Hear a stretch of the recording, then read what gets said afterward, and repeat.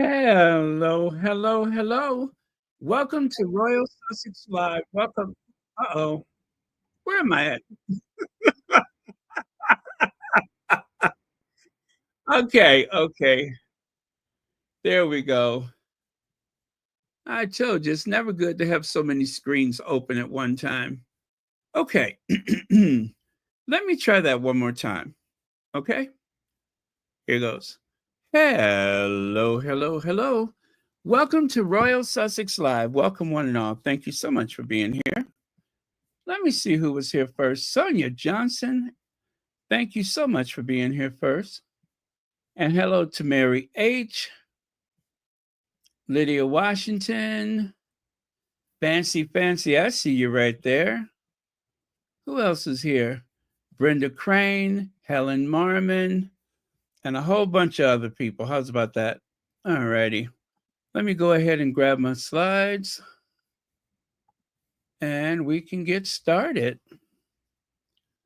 Okay.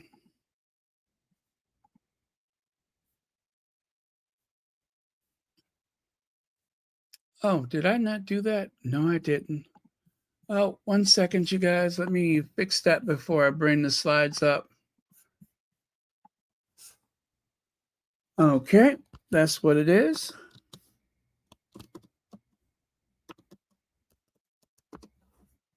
Okay, that's better.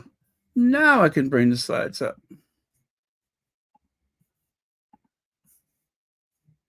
Ah, perfection. Got it. All right, who else is here? Ernie Cool. All right, Felton LaShawn. Hello, thank you. Shirley Holland. I haven't seen your name here for a while. Edie. Let me see. Robin Hyde. Felton LaShawn. Heather Stroud. Okay, very good. And you know what? They are still winning. They are still winning. And by the way, how cool does Harry look with those shades on? How cool does Harry look with those shades on? I don't know what it is about this trip. I kind of feel like this trip to Angola has it has taken on a life of its own. It just goes to show that Harry still has that magic touch. Because I tell you, Baltimore has been a few places, and it just doesn't seem to. It doesn't seem to register. It doesn't seem to. What is the word I'm trying to think of? It doesn't. Oh, I don't know what the word is. What word am I looking for? Oh, by the way, thank you so much, RS, for the. Let me do this again now. For the PayPal. And as always, thank you for supporting Royal Sussex. Okay, it's not tracking. Maybe that's the word I'm looking for. Yeah, maybe that's the word I'm looking for. Wait, is there someone who doesn't have sound? Let me see here. Looks like the sound is working. Okay, yep, it looks like the sound is working. Okay. So yeah, it's that I think that what's got a lot of these derangers upset, and listen, they are hot. They are furious. I have seen comments like, can't you do anything without referencing your mother? The entirety of the British monarchy is hitching your wagon to someone else, whether it's your ancestors, whether it's standing in the middle of Wimbledon with a big stupid grin on your face, holding the trophy like it's yours, or in Harry's case, honoring the memory and the legacy of his mother. What a what better way for one to do service than to continue to give hope to the, I don't know, hundreds, has it been thousands of people maimed and injured in Angola?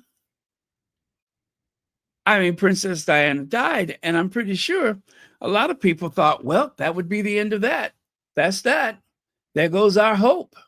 Well, no, it isn't. The hope is still there in the form of the most Diana like person I could think of, Prince Harry. Church Nelly, Joan Garcia, did I say hi?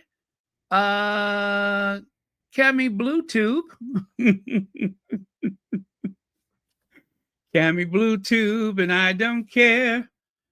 Cammy Bluetooth, and I don't care. I don't know why that sounds weird. Cammy Bluetooth.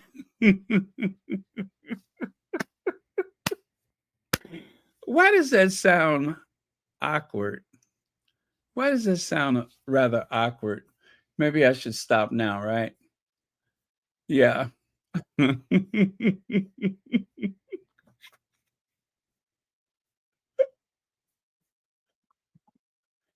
I'm sorry. I'm sorry. I'm just in such a good mood because I love when the Sussexes are like flying high above that crowd of misfits that they left behind. That always makes me feel good. Oh man, that always brings a smile. Okay, so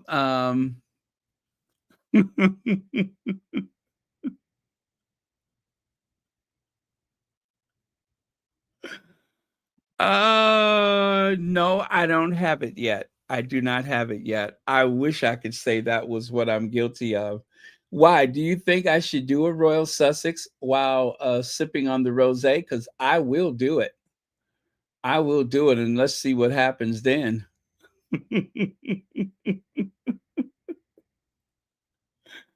Yes, if you think I'm messy now, wait until I have a sip of rosé. Huh? Huh?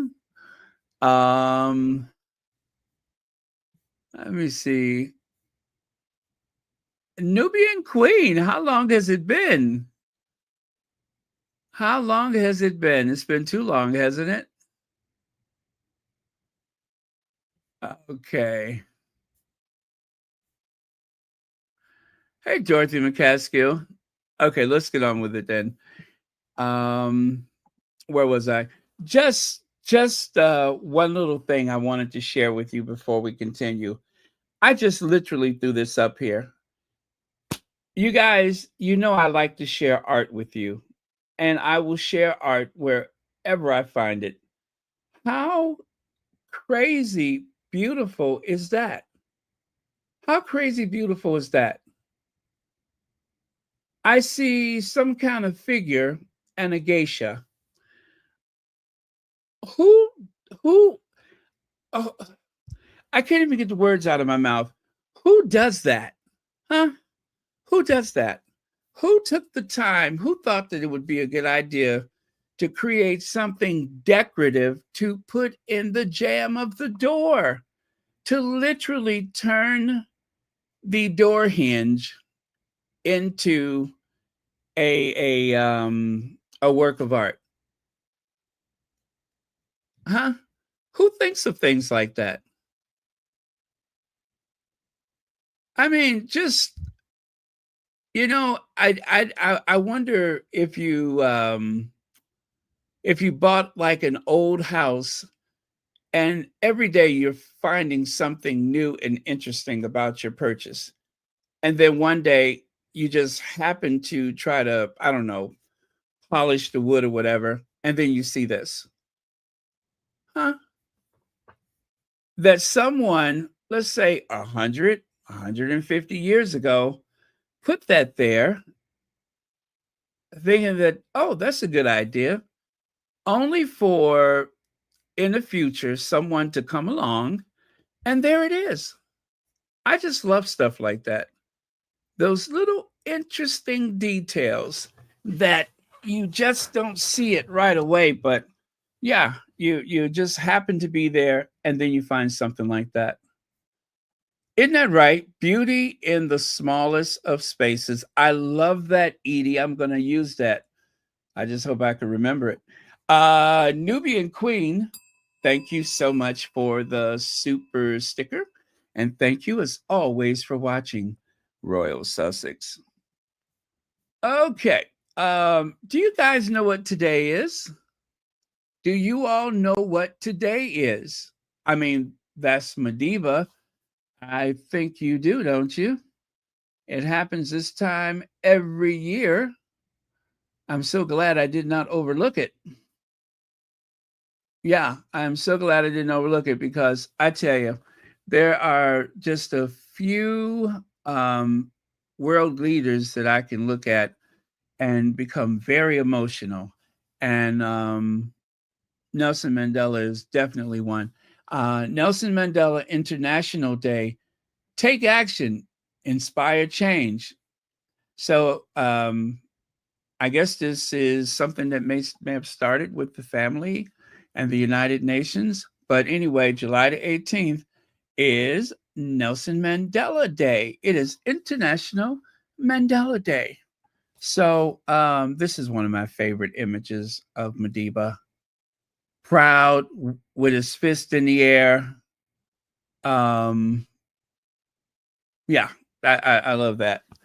And here's another one right here. So it says here Nelson Mandela showed how one person can transform oppression, struggle, and subjugation into reconciliation, social justice, and unity. Change starts not in capitals, but in communities. On Mandela Day, let's remember that the power to end poverty and inequity is in all our hands. And that is from Antonio Guterres, that is the Secretary General of the United Nations. You know, that nice man that ushered one of those left behind royals out of his office because he thought a photo op was a because he thought a photo op was a meeting.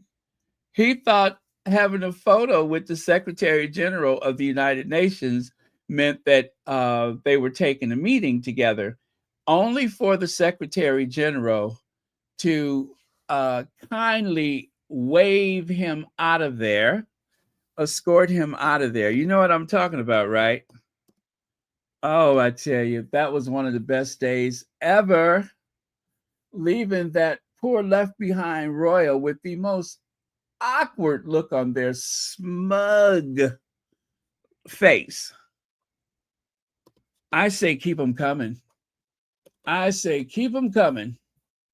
But yeah, um, I think someone thought that they were taking a meeting.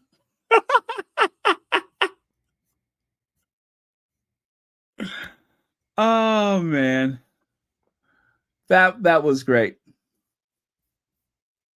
Wait a minute. What a minute. Wait a minute. Let me see. Oh, that's what I'm looking for. It's Malcolm X's birthday. He would have been 100 years old today. I had no idea. Thank you so much for that. All right. All right. Malcolm X's birthday. He would have been 100 years old. Very cool. Thank you for sharing that. Okay, let's get on with it. You guys, I got some sad news for you. I only just learned this.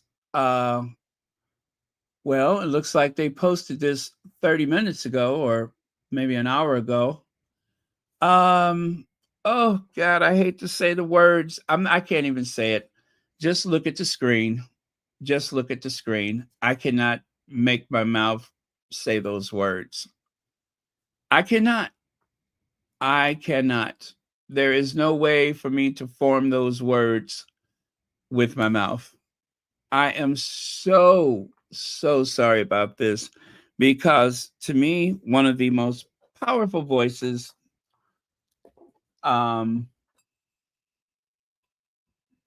anywhere on television today. And unfortunately, the winds of change are blowing. I would hate to think that it has something to do with the Orange Menace, but it may just very well be down to the I don't know. Legacy television is dying a slow death. I remember some time ago when I heard someone from the right wing say that, and I'm like, what are they talking about? And I didn't know exactly how precarious the situation was, but this one is definitely a blow. This is definitely a blow. One of my favorite people ever on television, and that is happening now. So, oh, what we's gonna do? What's we's gonna do? Um, I mean, this guy is so talented. I remember when he was starting his show, and someone who really knew him said that there's going to be a lot of competition late night because he is an old fashioned song and dance man. I mean, he's not a great singer, but he sings. Of course, he's a comedian. Of course, he can act. He can do everything. He's one of those people that's just good at everything. And then on top of that, you can take everything I just said, and this guy is super, super intelligent. One of the most intelligent people. I mean, he is an intellectual wrapped up in comedy. So that's why I said I don't want to say the words. Um, I cannot. I cannot. I'm sharing the information. Um, Unfortunately, I'm sharing the information, and I'm finding myself getting a bit emotional now. But it's just one of those situations where I guess you have to say, all right, this is another shoe to drop. Now what? Well, the what is we keep on keeping on. We keep on keeping on. There's no way in the world that someone like a Stephen Colbert is going to go away completely. Understand? There's no way in the world. I mean, he will be back in some form or fashion. I don't know when is the last day of his show, but the writing has been on the wall, and one of the ways that you can to tell that that is the case is oh gosh, the some years ago we lost a local television anchor here in Chicago, Diane Burns. She was the most trusted woman on Chicago television. She was also the highest paid. There were people working at the networks that did not make Diane Byrne money. She came to Chicago and she just kind of took the city by storm. And one day they decided to cancel her contract because the numbers were slipping. Although she was still doing better than anybody else, the trend was there. And so for that reason, they decided that they would terminate her contract. They paid her out, and they put two relative unknowns in her place, and that was that. So that happened, and I guess that should have been a clue right there. But growing up with television, you just never think that it would be where it is right now. And I guess when soap operas disappeared, that should have been a warning. When soap operas were replaced with reality shows, talk shows, and look at how many few game shows there are. So, anyway, that's enough of us sounding old. that's enough of us sounding old. Yeah, he'll be back. He'll be back. And yeah, and I'm not saying this to mean that his show is going to be, off the air right away, but like they say, what is that? May 26th? May 26th will be here before you know it. Right? So, anyway, that is something that happened. I don't even like looking at those words, but at least they're not just pulling the plug abruptly, right? They're not just ending his show abruptly. So,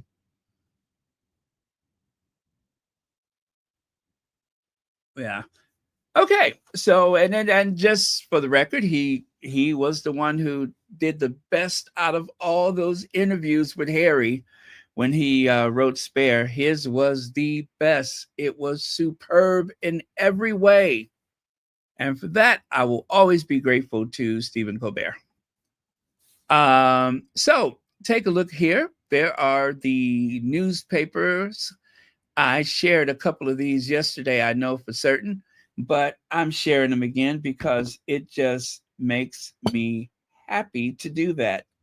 I get a thrill out of doing that because our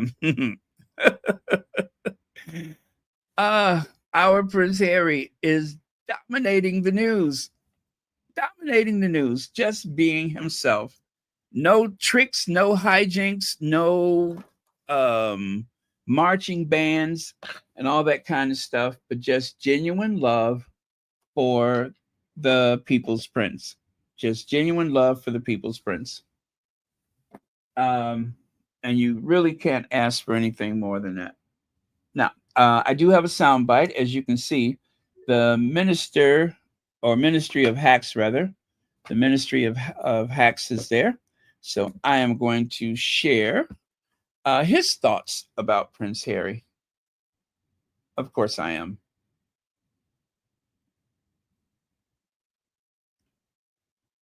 Okay. Oh, I'm looking at, I just caught a glimpse of Danny Love's pasta. Remember the guy who said those nice things about Megan's pasta dish? Well, it looks like there's some other stuff that he loves too.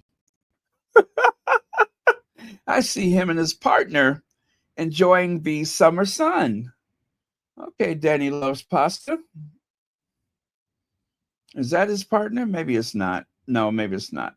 Maybe just someone with a sense of humor. Anyway, I was about to say, what else is it you love? Okay. Let me see. What do I need to do here? Oh. Sorry about that. You see there, took a look at social media and got sidetracked. Let me get this queued up for you. Morning, friends. Happy Wednesday. How you doing? I'll tell you what, the press. Okay, how come that did not connect? Let's try that again. There we go. That's the sound I was looking for. Let me turn my ringer off. To Harry, the British press. Morning, friends. Happy Wednesday. How are you doing? And I'll tell you what, the press, like millions, tens of millions of British taxpayers, absolutely love this fella. Harry lands in Angola to walk across fields of landmines, just like Diana did in this iconic photo. This is an older photo of Harry. The British press are actually barred from this event, so there's no UK media coverage. Yes, British media, that's how powerful Harry is. I've seen some international content with him meeting various dignitaries over there. He is literally determined to carry on the work of Diana and follow in his mother's footsteps. And this is part of what makes him an amazing person and part of why the Harry and Meghan team are pretty much invincible. If you look at this compared to what have we had recently, turning up at Wimbledon, not turning up at Ascot, and attending a couple of state dinners. I mean, this is real work. This is using your power to encourage the media to shine a light on the things that the world needs to talk about. Doing work for good. Others, I'd say not. As ever, comments are open. Let me know what you think. Thank you, Martin from Ministry of Hacks, which, by the way, is on TikTok, Ministry of Hacks. Um, he said what he said. Okay.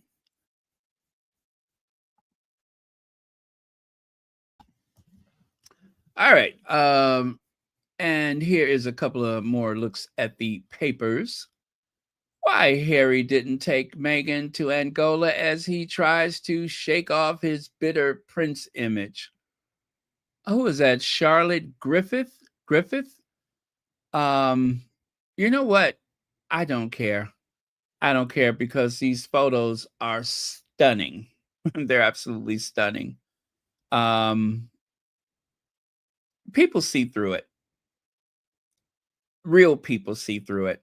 They see through um the faux hate and hostility, the unnecessary questions that doesn't really need to be answered because they're not questions, they're statements. A reminder that Meghan did not go with Harry. The thing is, when Meghan makes her appearance again, they are going to be clutching their pearls, among other things, because with as much as Meghan has had exposure this year, wherever she appears, all cameras are going to pivot in that direction. Okay? All cameras are going to pivot in that direction, and they'll be finding some other not clever way to throw her name in everything that they talk about. So,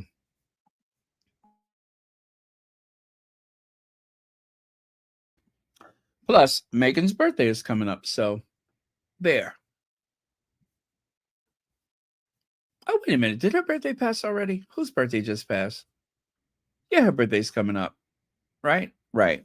Okay. I had to think about that for a second.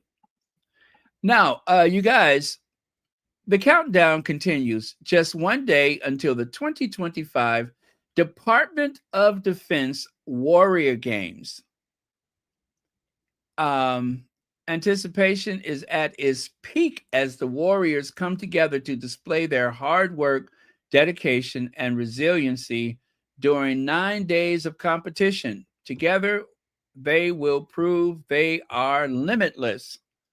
Well, um, the reason why I am so interested in the Warrior Games is because we all know that that is where the Invictus Games comes from.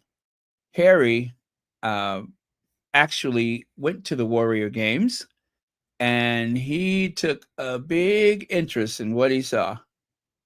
And just like with the Me You Can't Be, the first thing that came to his mind was this is so much bigger. This needs to be global. Isn't that what he told Oprah? Oprah was going to do the Me You Can't See as, just something here in the US. It was Harry's idea to take it global. Oprah gave him full credit for that decision. As a matter of fact, one of the compliments that Meghan made toward Harry at the time was that he is very involved. He does have a lot to say. She said every time they would have like a Zoom meeting, because remember, this was during the global pandemic. She said Harry came with something every time, not sometime. He didn't just sit there passively and so-called let everyone else or let the adults do all the talking. He had plenty to say. He is a working royal. He's not just taking cues and sheets and instructions and such from courtiers. He is a working, thinking person. Lex says, let's see, Harry and Meghan, but not for Wank. Questions for Harry and Meghan, but not for Wank. Harry and Meghan's are private citizens. Yes, thank you very much, Lex. And they do have those constant questions about them, and never about Will and Kate with their invisible contract. Never. because of the invisible contract. They don't ask certain questions. I guess they just leave it to us to do it. But that is very true, and it is grossly unfair. But that is the choices that they've made where they are concerned. I'm telling you, they would make so much money from the Left Behind Royals if they just actually said, "Hey, People's Duchess." Let me see. What's that? Oh, I'm sorry. Faking like the Sussexes move according to the UK press. They don't. Absolutely, they do not. They absolutely do not. Okay. Oh, Leg says they are not even trying to pretend anymore that they are making things up. They know that they have no access to Harry and Meghan since they left. However, they believe they have a right to tell their story, which of course they do not. They absolutely do not.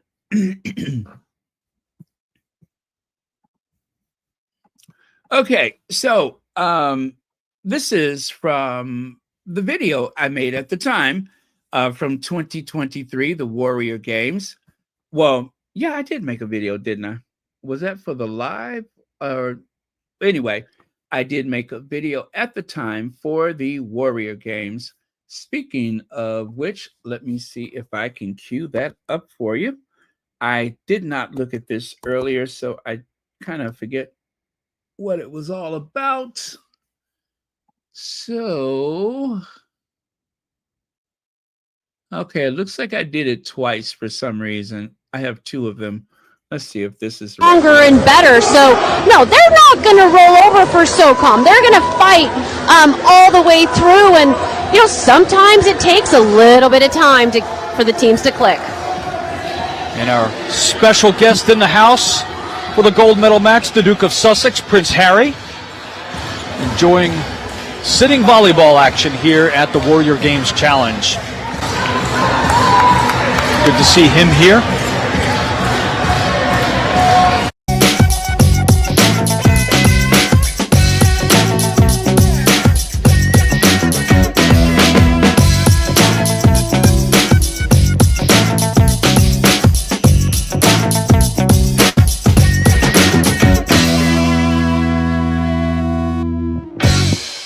Oh, I think I know what I did.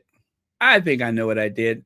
One was for the shorts, and the other one was for, okay, that's why it looks different. Okay, now that makes sense. At least I think it do. Well, never mind. But yeah, so that was from that day. And let's see, in 2023, Prince Harry Warrior Games, he went to the trials for the games. So I guess they were trying to find their place for the actual games.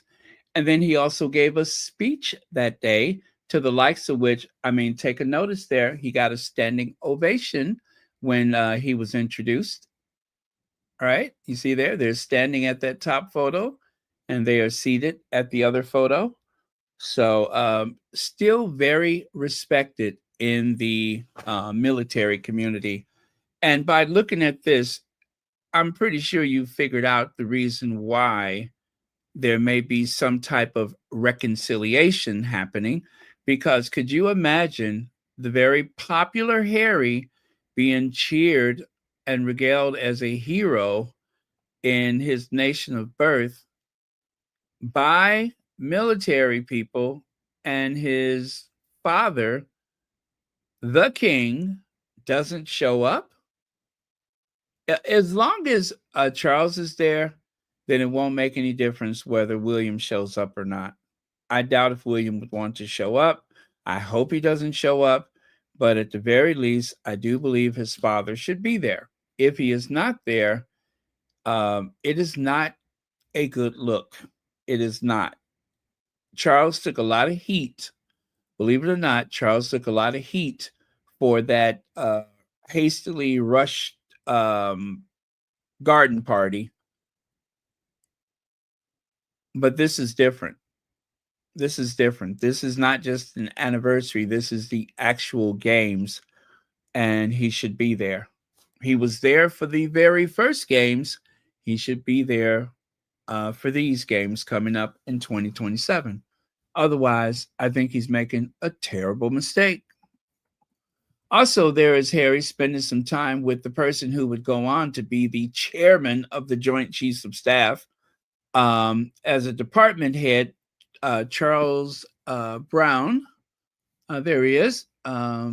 He is sitting next to General Charles Brown, the next Joint Chief of Staff. Well, unfortunately, after the election, Charles Brown was relieved of his duty as the chairman of the Joint Chiefs of Staff and replaced with a white man, per order of Donald J. Trump. Yeah, Donald Trump fired him, did not want him in that position. Now, I don't know if that means he's retired from the military. However, in all likelihood, I'm guessing he is, because that would be a heck of a demotion. As the chairman of the Joint Chief, there's only two people ranking above you. One is the Secretary of Defense, and then there's the president. And I guess Donald Trump just didn't cotton too well to the idea of having General Charles Brown, meeting with him. So there you go. That was unfortunate, but that just gives you an idea of the type of people that our prince has been keeping company with. So 3 years ago today, Prince Harry officially opened the Warrior Games in Colorado. The idea for the Invictus game, for Invictus, was born. Now, if you check out the date there, it says May 11th, 2016. This was actually posted on the social media by Kensington Royal. This was from Kensington Royal, believe it or not. And again, that was in 2016. That was around the time when Will and Kate were so busy going skiing and taking holidays as frequently as possible. Oh, wait a minute. They're doing the same thing now, aren't they? But while they were doing nonsense like that, Harry was actually working. So, yes, Harry actually officially opened the Department of Defense Warrior Games. Oh gosh, what year was that? That had to have been, what, 2013? Anyway, he was so young with that kind of responsibility, but then again, is Harry, he can handle it. And let's fast forward to today. Prince Harry has been working since 10:30 a.m. this morning at the municipal headquarters of Kuto Calnavo,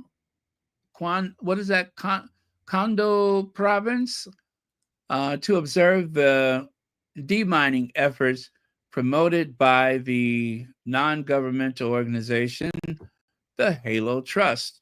So there's an idea of the type of work Harry has been doing since he's been over there. I do hope he's using a sunblock. And this is Harry at the airport.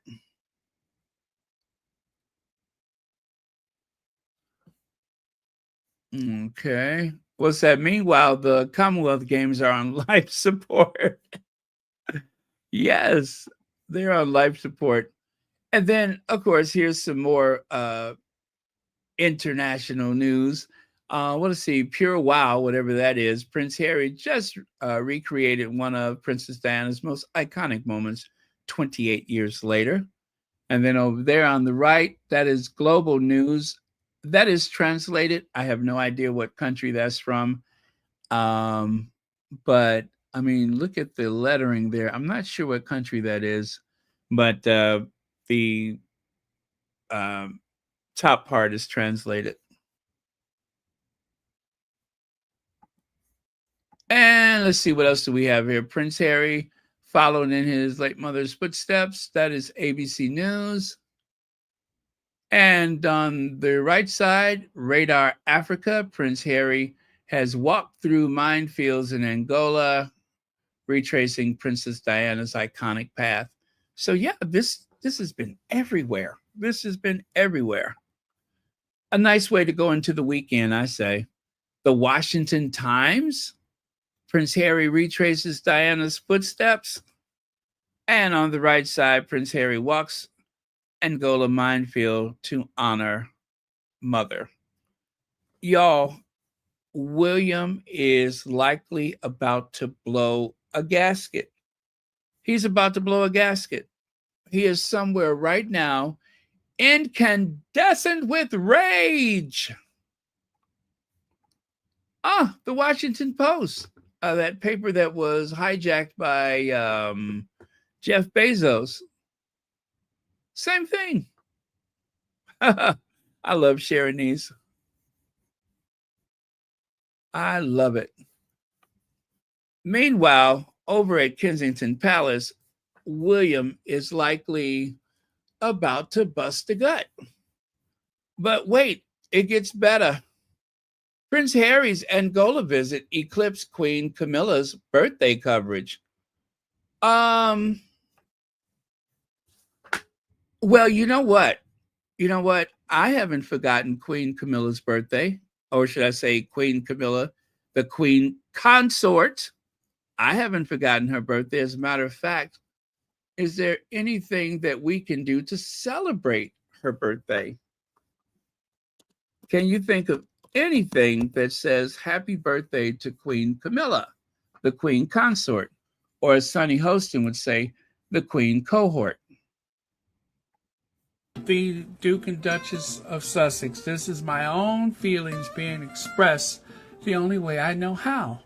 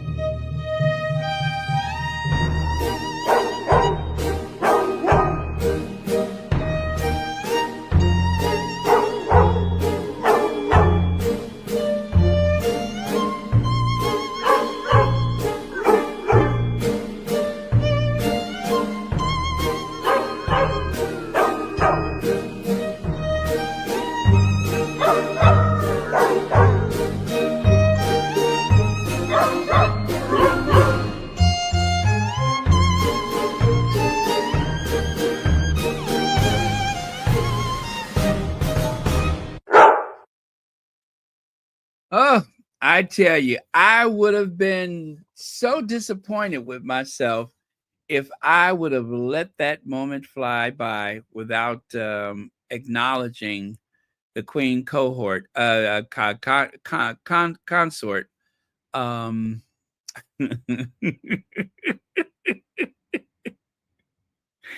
Now, because we know that canines age faster because of dog years. Let me see. So that would be times what, 77?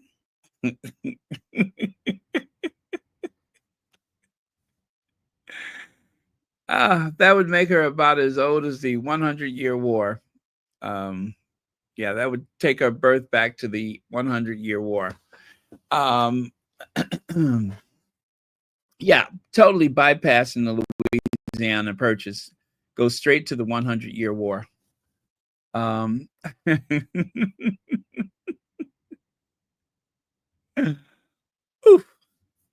All right. So yeah, I guess Camilla is feeling a bit slighted by Harry's popularity at this time.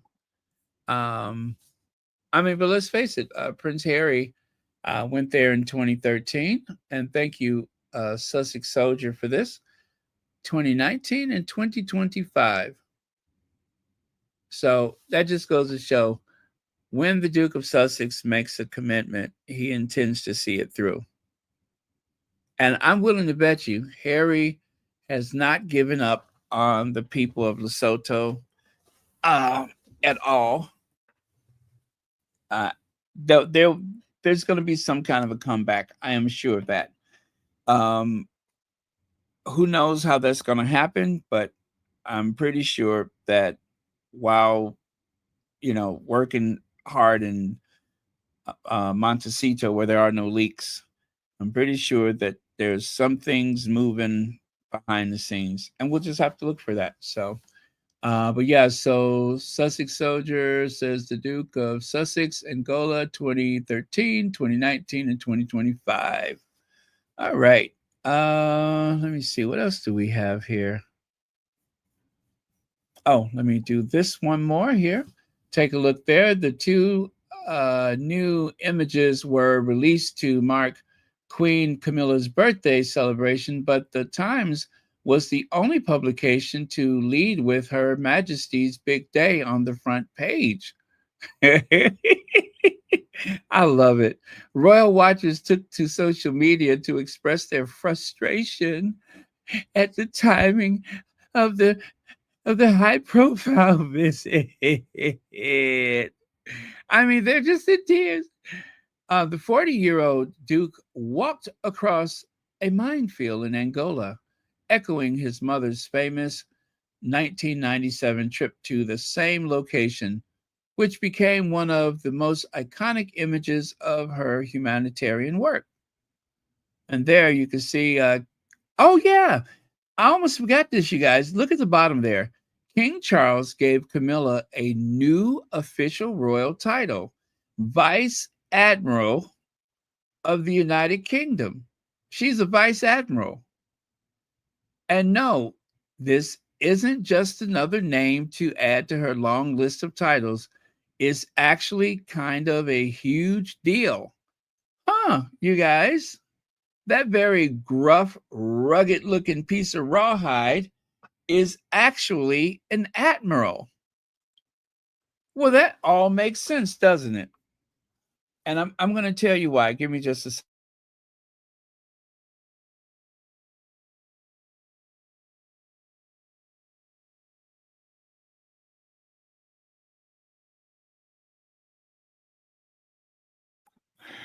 I'm going to tell you why that makes sense. Now, I am more than certain that Camilla hasn't always been Camilla. She hasn't. She hasn't always been Camilla. I hate to get a conspiracy started. I really hate to do this, but I have to, because I believe that we have been misled, and maybe we just don't know Charles as well as we think we do. Let me explain. Let me explain.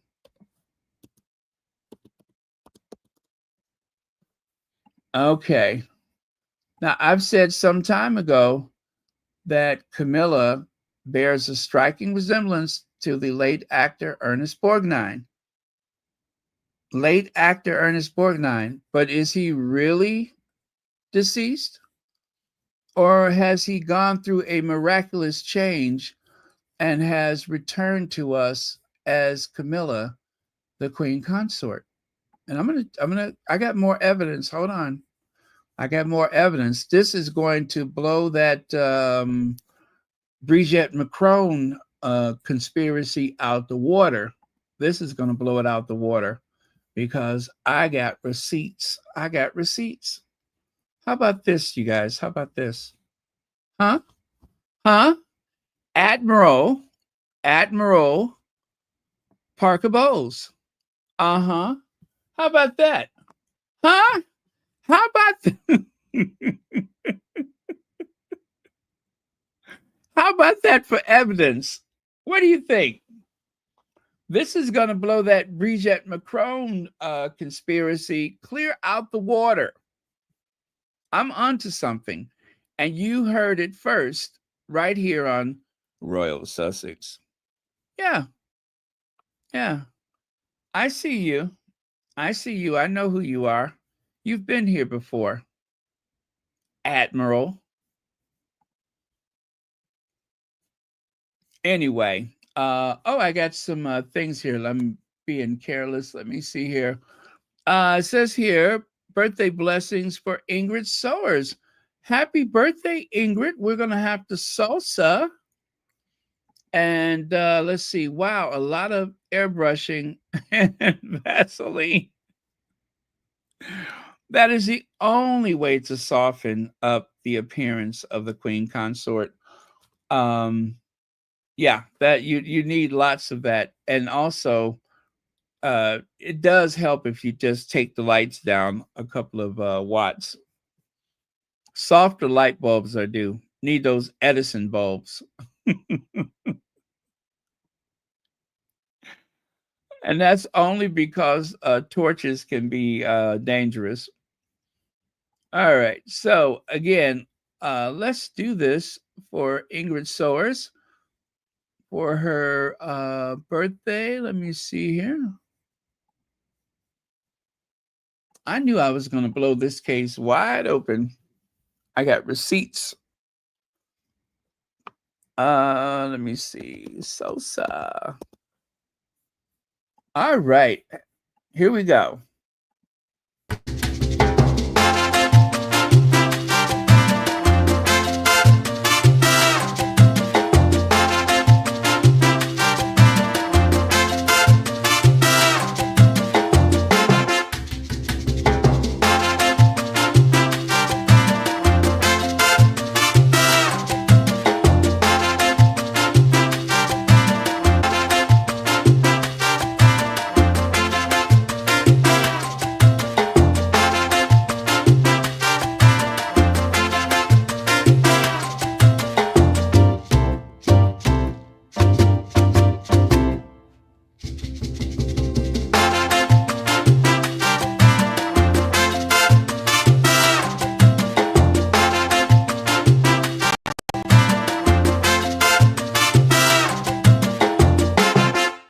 Yes, that never gets old.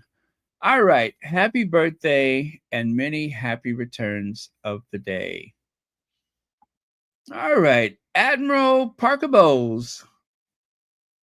Yeah, I knew that her gait when she walks, I knew the way she walked was a bit, it looked like some old, crusty admiral who has lived on the sea more often than land. Yeah, I knew it.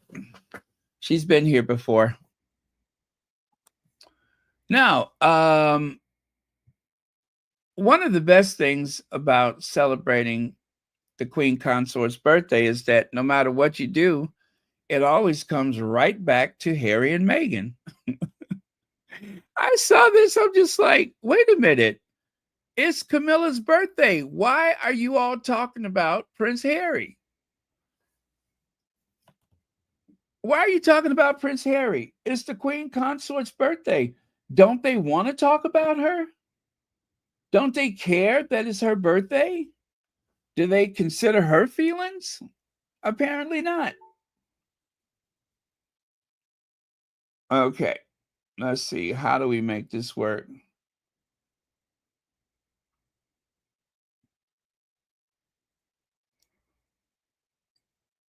Okay.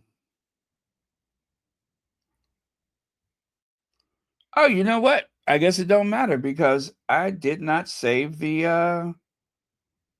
or did I? No, I didn't. Okay, never mind. I didn't save the thing. So, unless I can recover that really fast, let me see.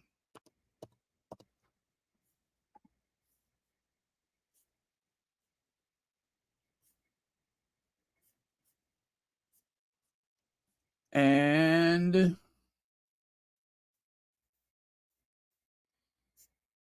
okay, I think that's a negative. Let me see here.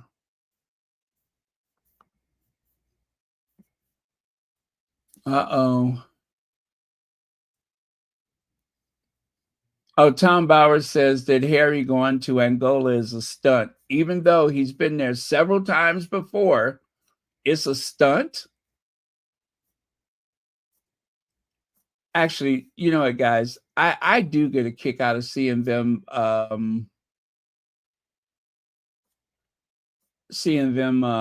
squirming like this.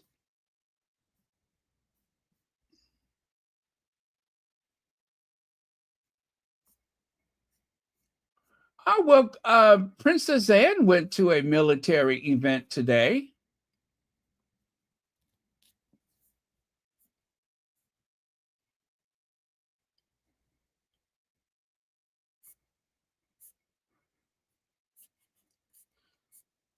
Okay. Oh, rats. I don't see it.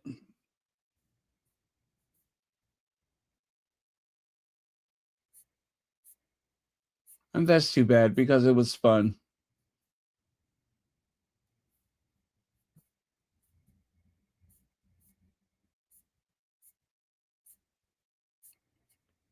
Right then, never mind. Let me keep it moving.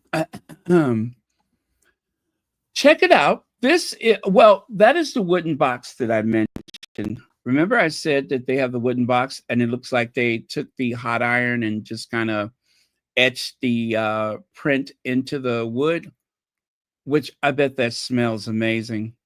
It says, "You know how to make a friend feel special." And that is from Heather Dorick. And then there on the right side, that one is, of course, for Jamie Kern something. Jamie Kern. Yeah, y'all know that lady. Jamie, what's her name? Ah, there it is. There it is up close. Now, I'm telling you, if it's two things I would love to add to my collection of everything Harry and Meghan, I want the gift box that she sent out to all of her press and celebrities and friends and stuff like that. I want that box. And I also want this box. Oh, Lima, thank you. Thank you, Lima. Um, I want both of those boxes. I don't know what I would do with those boxes. I don't have room around here for anything as we speak, but I want that box. I want that box. And I want to put wine in. I want to keep wine in that box. I want everything associated with the Sussexes. I do. I do. I don't know. It just makes me feel closer to them or something. I don't know. And I love this photo right here. That is very cool. I do believe those are limes. Yeah, those are limes, which is one of my favorite things to have in the kitchen at all time. Lime. And check this out. Wine experts reveal which celebrity rosé from Meghan Markle, Cameron Diaz, John Bon Jovi, and Brad Pitt.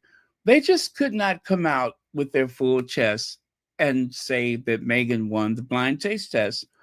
I don't know why it seems to. Um, I mean, it's the New York Post. What am I saying? I don't know why. That's why, because it's the New York Post and they're being shady. They should just come out and say, Meghan won the blind taste test. Plain and simple. That little shady exchange that they had yesterday, if you all recall that that was a mess by itself. But even the paper, they're just being shady. And if let me see, if you guys missed that yesterday, I kind of want to do that one again myself. Let me see here. That was the 16th, right?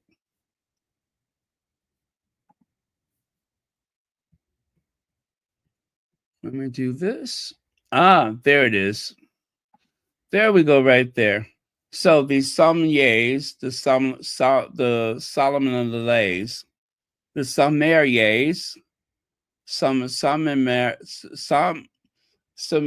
the people that are there to tell you about wine.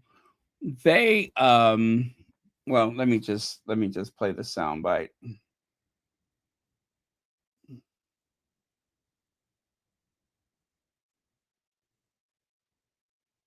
The sommeliers, the sommeliers. We'll be sampling a bunch of celebrity rosés with New York City expert sommeliers. We have Meghan Markle's new As Ever rosé tasting up against some other celebrity rosés such as Aveline by Cameron Diaz, In Vivo by Sarah Jessica Parker, Hampton Water by Jesse Bon Jovi, and Miraval by Brad Pitt. Excited to give them all a try. This one is a little pink salmon, but maybe a touch pinker. But still salmon. We call it Salmon Plus. Oh. Oh, this is interesting. That's much more like tropical fruit. Yeah. Really nice acid, but it has that roundness to it. It's definitely richer. Yeah, it's a little more complex. This is interesting. It almost has like a touch, if you really look for like cherry or strawberry rice cream.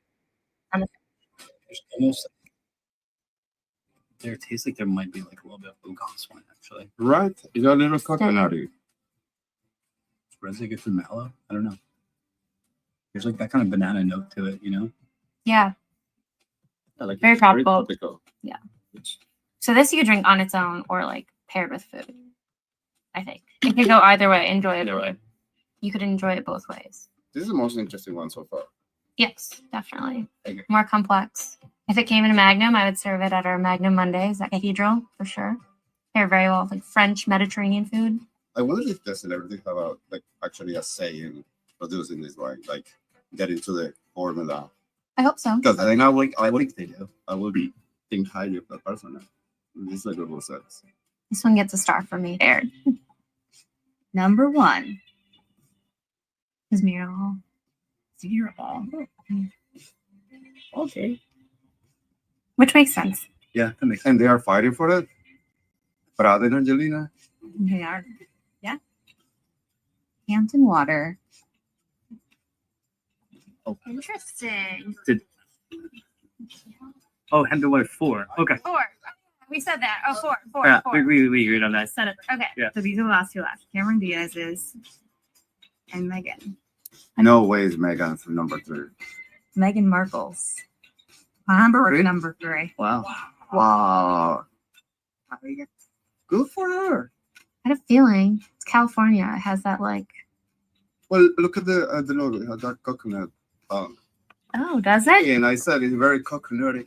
Oh, palm tree. Yeah. You tasted those notes. Wow. She did good with the labels. Good for her. So Aveline was number 5. It was, yeah. And then SJP was number 2, and Miraval was number 1. Oh no! Don't show that to SJP. She definitely reads the miracles. You guys are thinking bad about her stuff. Where is it so much? Did not Vega. Okay, well, You can cut that out.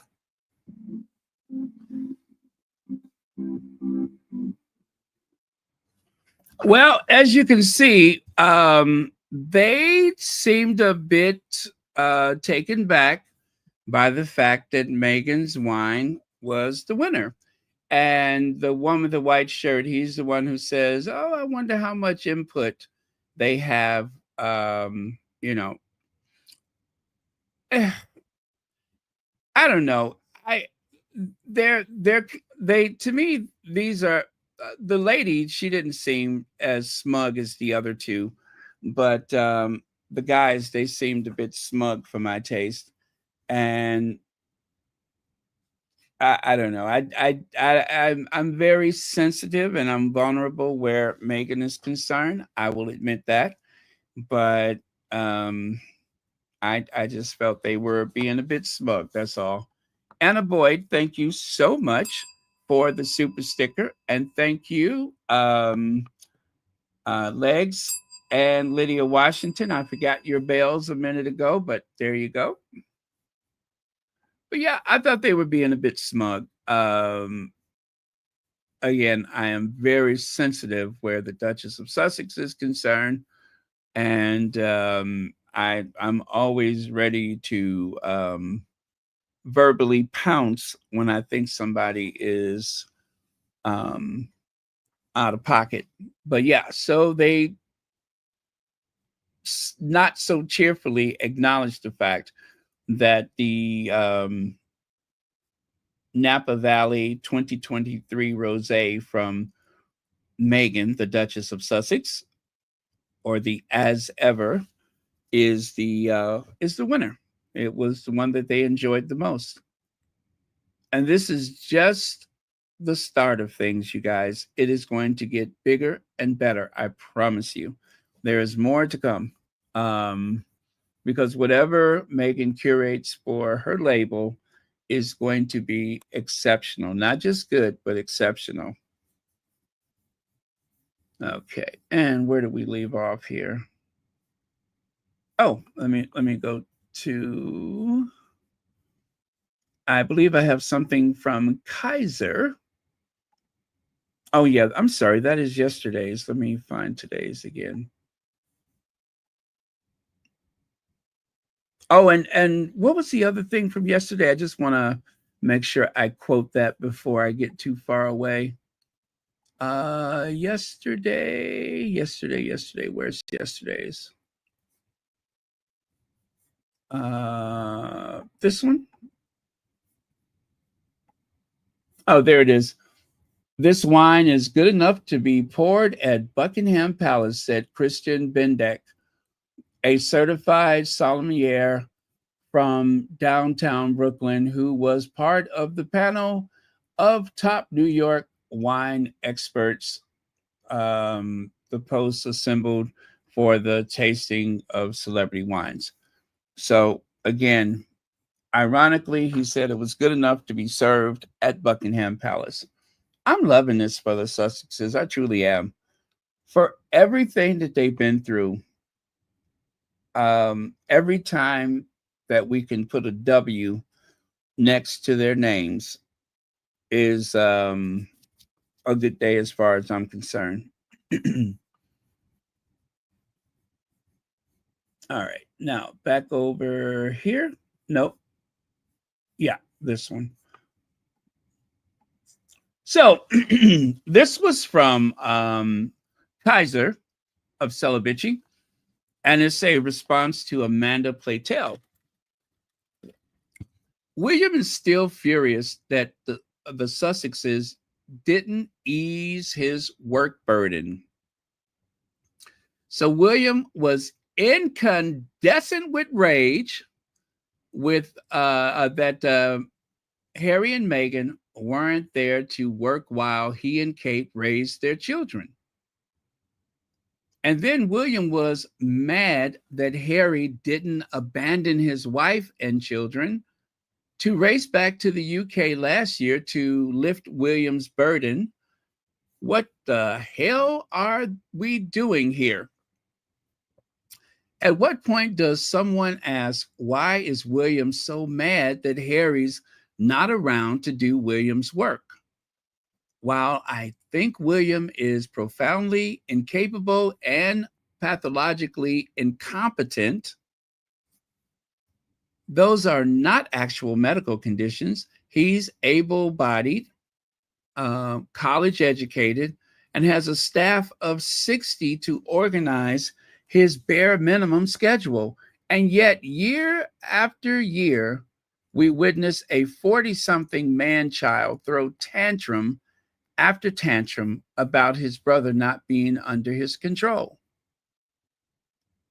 It's all Harry's fault. How dare Harry and Meghan be so happy and successful?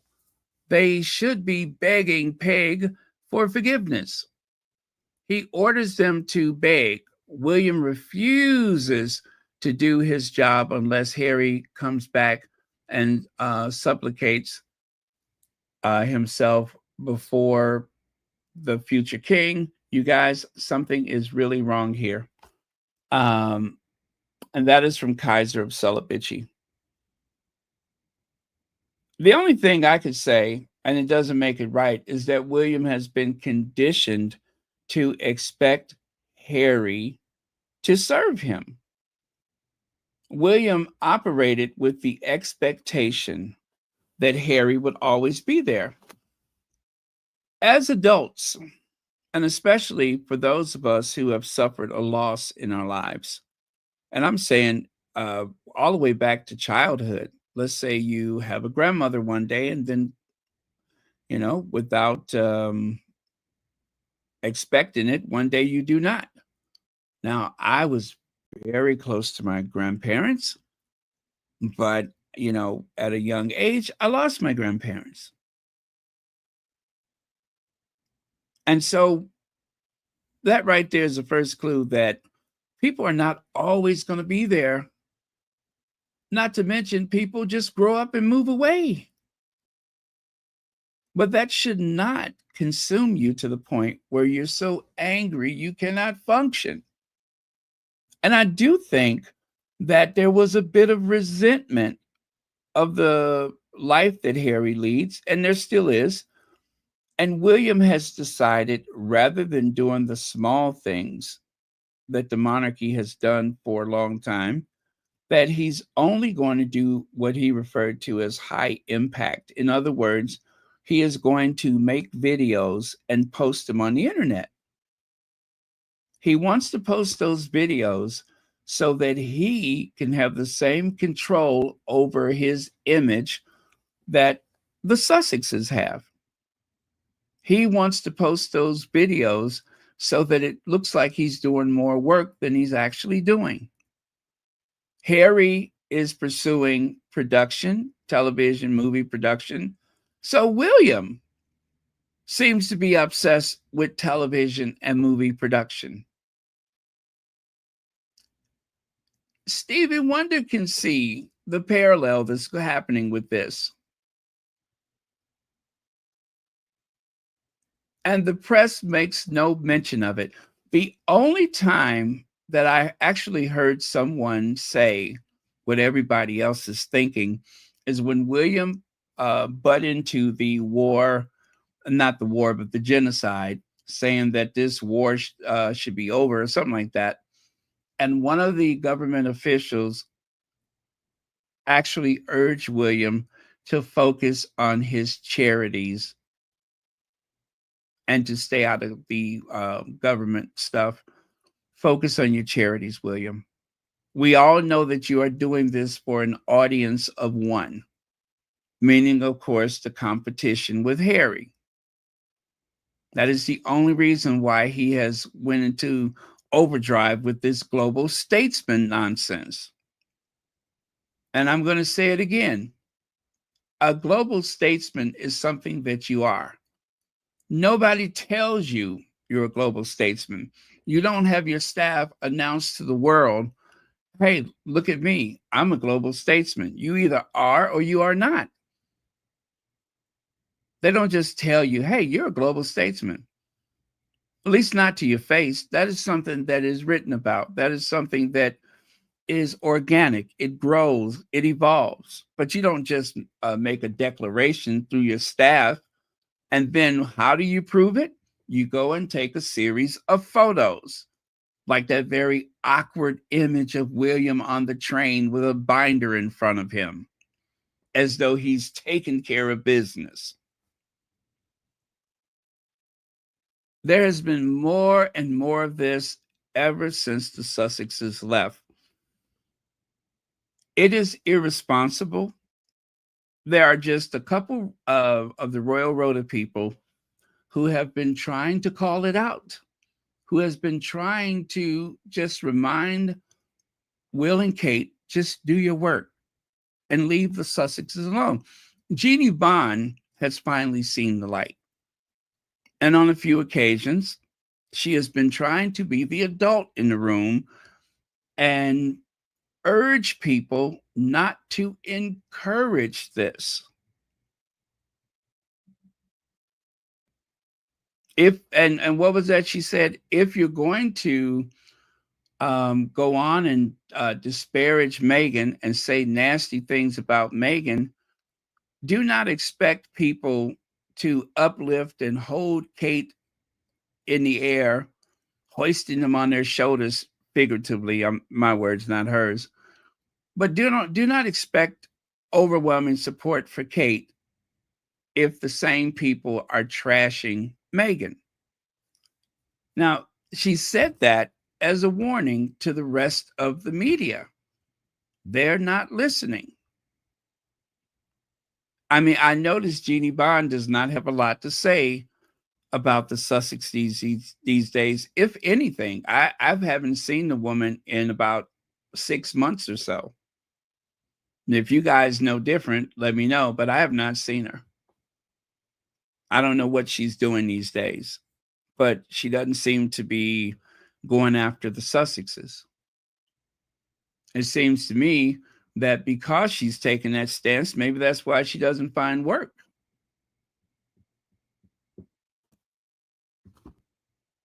But the people who need to hear this the most are the left behind royals, because they are really shooting themselves in the foot.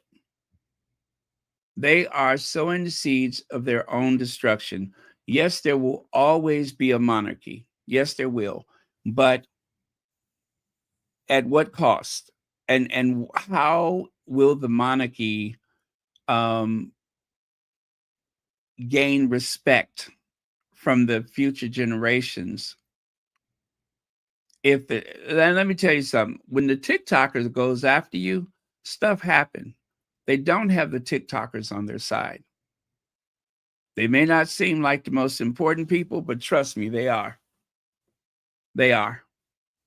They're the reason why we're calling out people in regards to the genocide, because they will not stop talking about it. They are doing for the rest of humanity what the mainstream media refuses to do. Maggie says William doesn't have a wife like Meghan behind him. Instead, depending on his wife, he was depending on Harry. Big mistake. Yeah. And again, that is something that has been instilled into William since childhood. That has been something that has been a constant for William, is his dependency upon Harry. God only knows what kind of messages he got while they were putting him through his princely training, but that seems to be something that he depended upon. William, as a child, was a spoiled brat who bullied Harry. Now he's a spoiled brat adult trying to bully Harry and Meghan. That is so true, John Garcia. That is so true. Instead of targeting one, he's targeting two.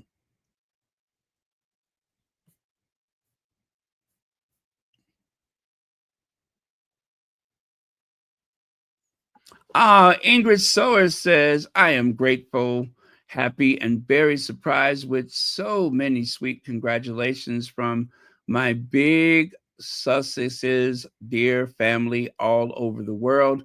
Baron, thank you very much for my salsa dance. You are quite welcome. And thank you for being a member. Thank you for supporting the entirety of the community, whether it's this channel or any of the other ones. The fact that we have a community means that we have safe spaces, and also we are able to support our faves, the Sussex family.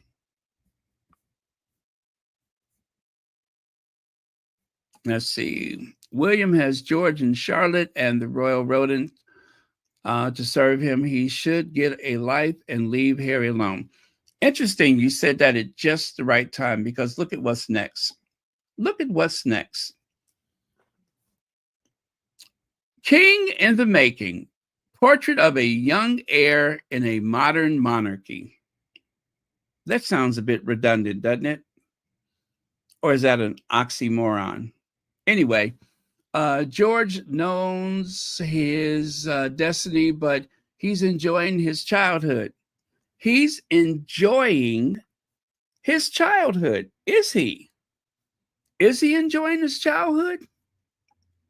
Because I can't be sure of that. I cannot be sure that he's enjoying his childhood. As I pointed out yesterday.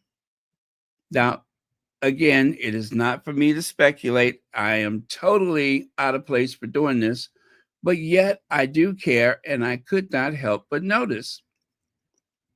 I get almost an aching feeling inside when I think about the future where those kids are concerned. Let me see here. I thought I shared that yesterday, and I know I did, but I am not seeing it now.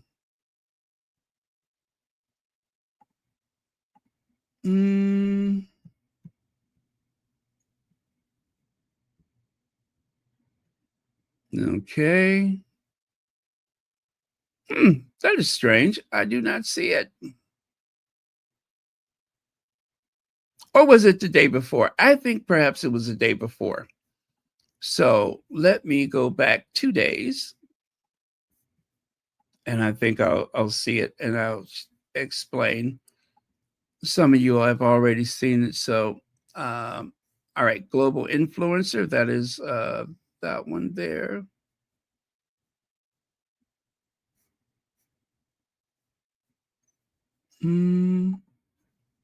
I am sorry about this, but let me see if I can find it.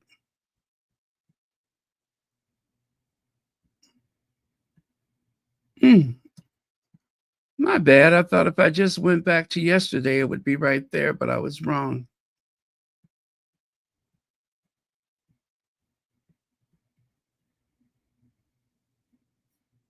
That's the 15th. Let me try one more.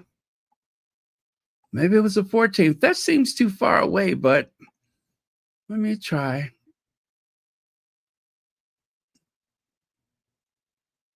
Or did I? You know what? I think I brought those photos up a different kind of way. I did. I brought those. Oh, there it is right there. So this was 2023. And this was just the other day.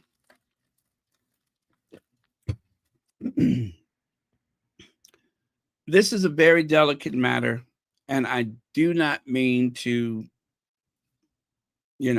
but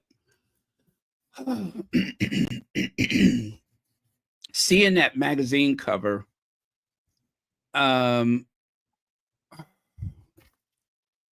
don't think this is right to do. Hello, magazine. I don't like this.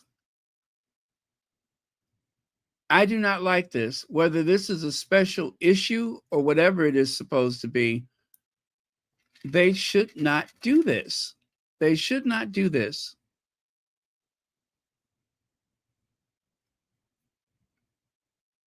And as you can see over there, Royal Report, the boy born to be king, Prince George, learning from his parents as he gets ready for the next big milestone.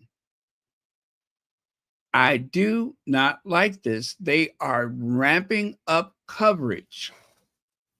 And it's born out of the fact that the Sussexes are the only popular members of the family. Will and Kate do not inspire much. And so if they don't have access to the Sussexes the way they want it, if Will and Kate, and of course, Charles and the Queen cohort, if they're not inspiring much, the logical direction is the kids. And this is exactly what the Cambridges promised that was not going to happen. They promised that they were going to raise those kids and that they were not going to suffer the media glare.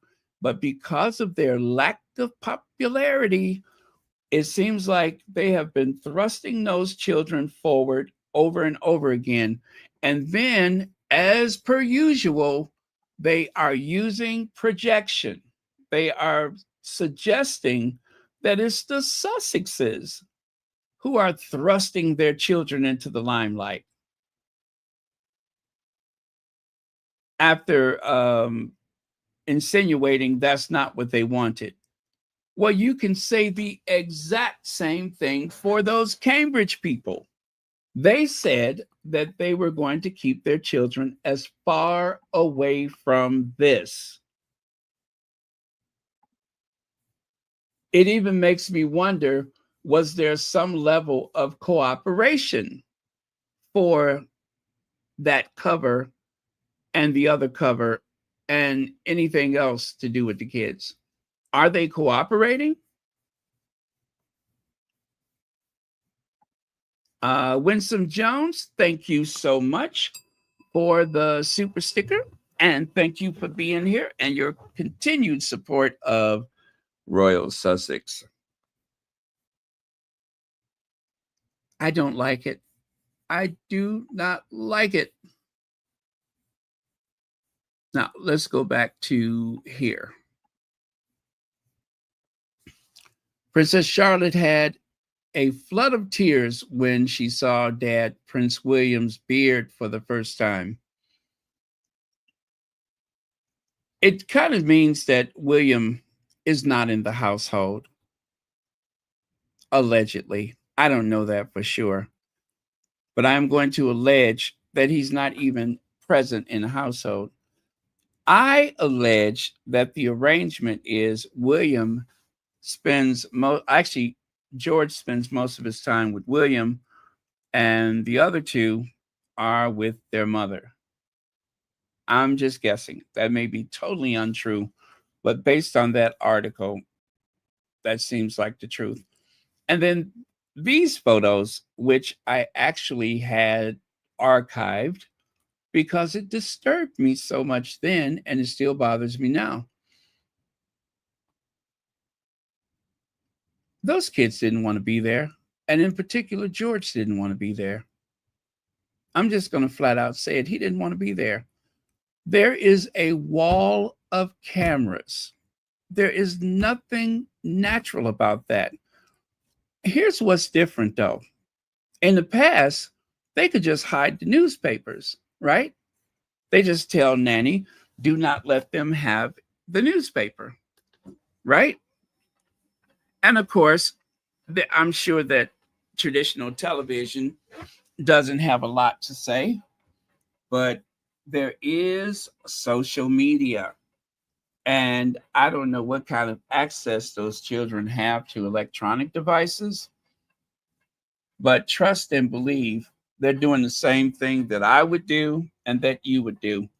They are going directly to their names to see what people are saying about them. This is an experiment, really, for the royal family.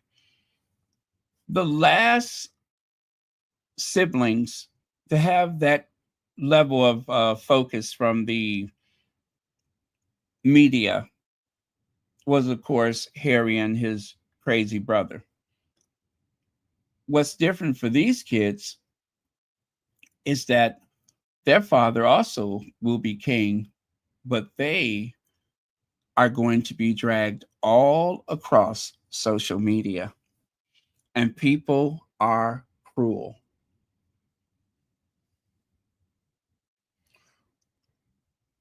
I know what's expected, but they need to keep those kids out of the spotlight. There are ways that they can learn customs to meet and greet people. I mean, after all, Kate wasn't raised with that. There's a lot of people that marry into the family that were not raised to do walkabouts. So I don't know how much they're going to learn because they're engaging with crowds. They could very well do the same thing that Princess Diana was doing all those years. Diana would take Harry and his brother on these little secret missions out to the streets to feed people, to meet people, to learn about life. It does not have to happen in front of the camera. I hope I do find out that William has been taking those kids out about the town to learn about people. because that situation that happened at Wimbledon, where they looked very awkwardly at that child on the crutches, I believe that that happened because they don't have that kind of exposure. And isn't it typical for the Sussex squad to be more concerned about this than the so-called royal supporters, the monarchists? Isn't it typical that we're more concerned about it than they are?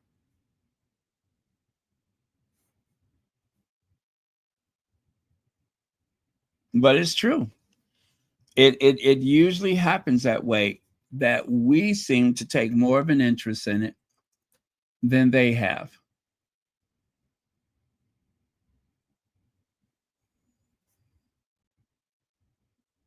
Let me see. I wish I could find that video from that day.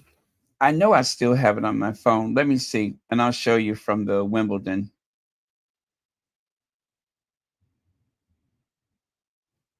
That was very, very awkward. Oh, and by the way, you guys, I'm going to finish with this. So if you have to get going, I am just about done. I am just going to finish up with this, and then I'm going to say good night to you. I don't want to keep you guys any longer than necessary. But again, I'm going to finish with this, and then I'm going to say good night to you. But yeah, this has just kind of been on my mind. As soon as I saw that cover, I was like, oh, good God. Not that again. Oh, yeah. I have it. Let me see. That was the 14th of July. That shouldn't be too difficult to find. Let me see here.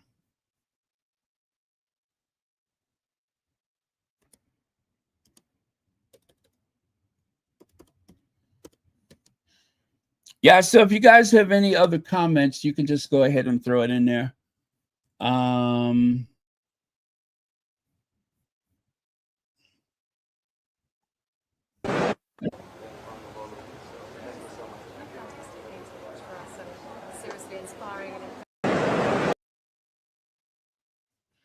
Okay, there's another one. I realized that one was very short. Let me find that other one.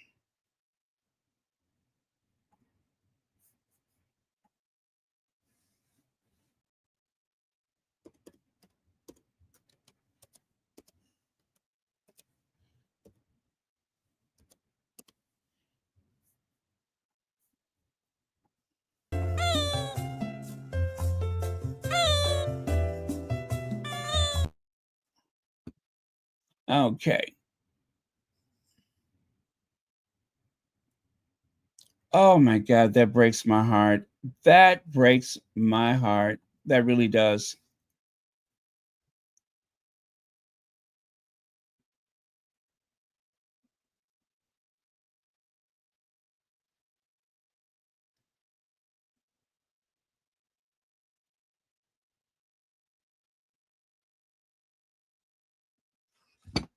Oh God.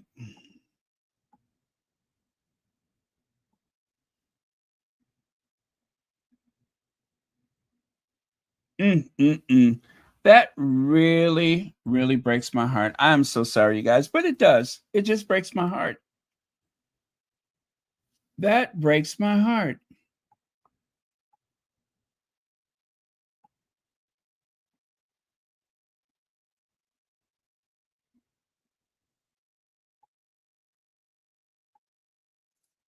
I don't know what to make of that.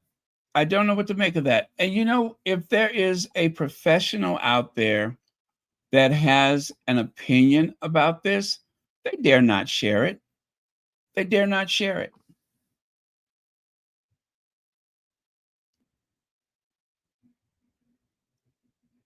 You know, something like that. It just, those things haunt me. They really do, especially where kids are concerned. That is a haunting thing.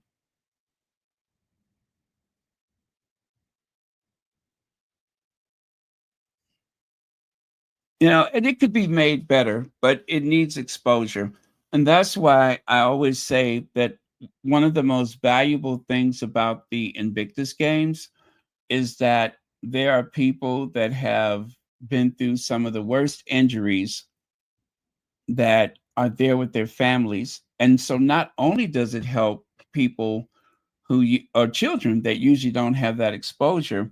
One of the most brilliant things that I've ever heard of was they had summer camps for children that have suffered burns.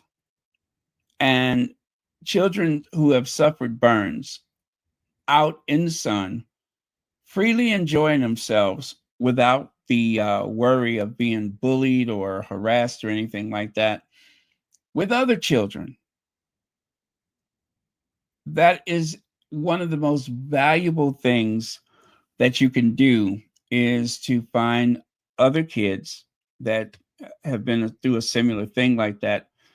So instead of feeling like they're so abnormal and so different, they get a chance to see exactly how normal they are. And for the kids, their siblings, it also gives them a chance to see that there is possibilities of going out into the world without worrying about how people are going to treat you or how they're going to look at you because someone in your family is so different, for lack of a better word. So, yeah, I think that is a very valuable thing to learn. So, if Kensington Palace is listening, you all got some work to do. The sooner, the better. So anyway, if you have any more comments before we go ahead and put those on the chat. And we will, let me see.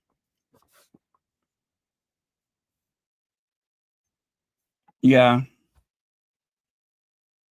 Just like Diana tried to tell William, not everyone liked the Royals. Yeah. Not everyone's like the Royals. Let me see here. More than anything, in the way he backed up from him as though he had a disease is very telling. William should be kicked in the butt for not training his kids better. Yeah. Yeah, it's amazing what you can do if you just talk things out and take people out, take the kids out around other kinds of people aside from, the bubble that they live in. Yeah, definitely. Definitely. Always around normal people, everyday people.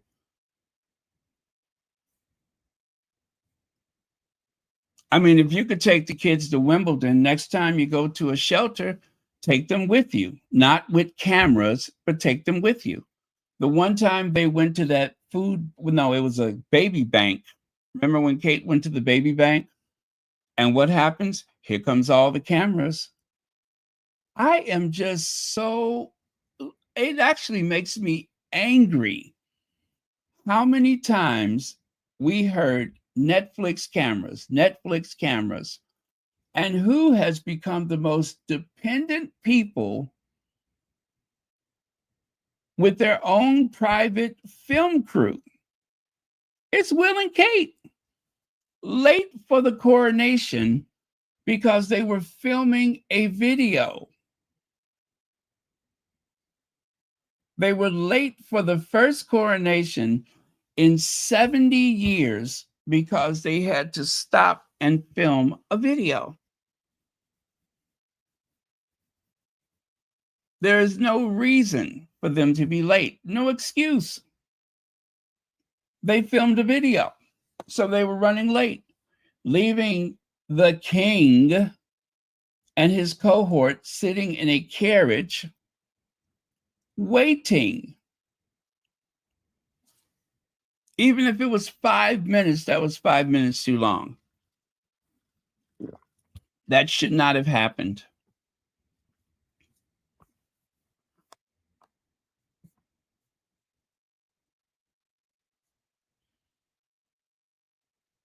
Thank you, Cookies and Cream.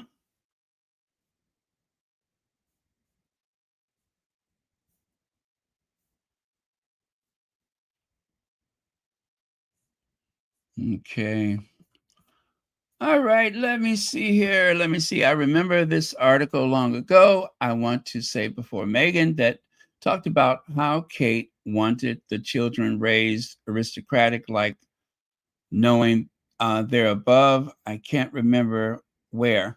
I thought they said they wanted to keep the kids away from the press, though. I don't know where I saw that, but I know that I heard that was an intention. I don't know if it was from, I don't remember where. But if anyone else has heard that before, please let me know. But I thought for certain that there was going to be none of the antics that they had with Princess Diana. Well, that is not true because they have been using that same kind of stuff against the Sussexes, and that also the children would be protected.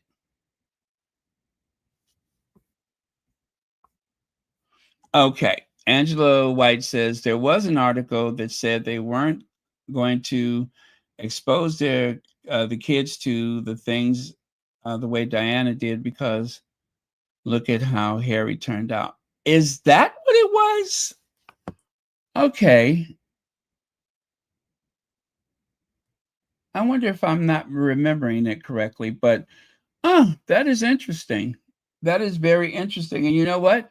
That sounds very true. That sounds like a real thing that they would want to keep the kids away from that bohemian style upbringing, which is really sad because, look at what it gets you. Look at what it gets you.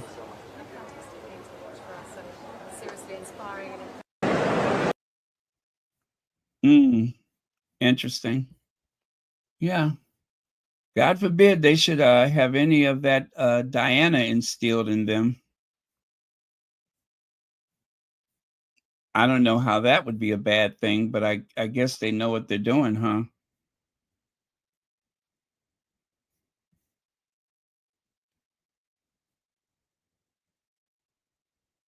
Yeah, uh, Charles was cussing up a storm out there in that carriage. Yes, he was.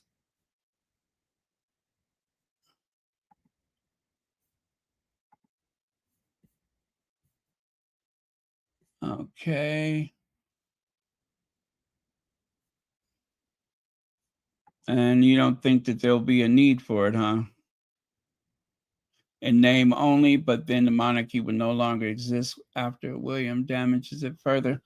I think there will be that because it is such a it is very much in the DNA of the kingdom of the subjects, right? And people take pride in that identity of being from a constitutional monarchy. But what type of monarchy it is, I do believe that that will evolve, especially if things don't get any better financially for people. And there's no sign that people's fortunes are going to improve. So, at the very least, they're going to have to change how they let the royal family continue. I think that's inevitable. They are going to have to make some adjustments. I do believe that they're going to have to give up some properties, right? They are going to have to they're going to have to limit a lot of things because it does not make sense um, for a nation of that size that they're spending as much money as they are for that family that really does not produce anything. They don't produce anything. It's like two governments. It really is like having two governments. You have an elected government, and then you have the monarchy and all the aristos with their fiefdoms, with their inherited this and that. And it just does not make sense in the modern world.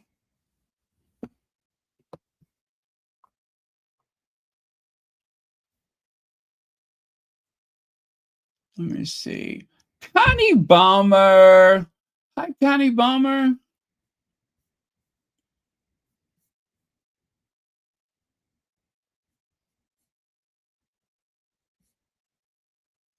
Well, let me see. You say Louis will be leaving next. The model for which people are allowed to work that close to the throne, that is going to change. It has to. It really has to. You cannot expect an entire family to be unemployed and to lack opportunities. If there's one that is going to be king or queen or the sovereign, if you will, then that's the one that needs to go through the training. But there are others, they need to do something else. And if it's not the military, they need to do something. That's the other thing. Didn't they say that William was going to make sure that his son, if he chooses to stay away from the military, he doesn't have to go? He's not going to force him to go. I don't mind that. I don't mind that. It makes sense.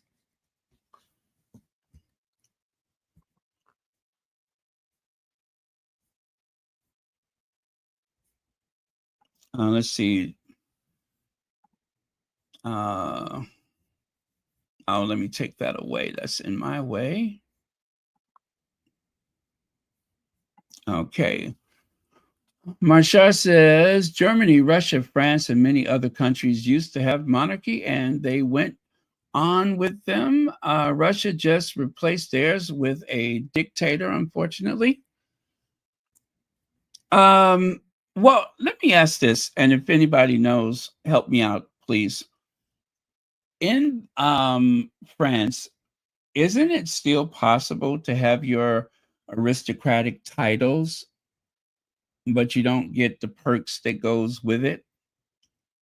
Is that true? That in the in the Republic of France, you keep your aristocratic titles. You're still on the national registry of whatever as heirs to those families, right? But you just don't get any of the influence that you may have had before.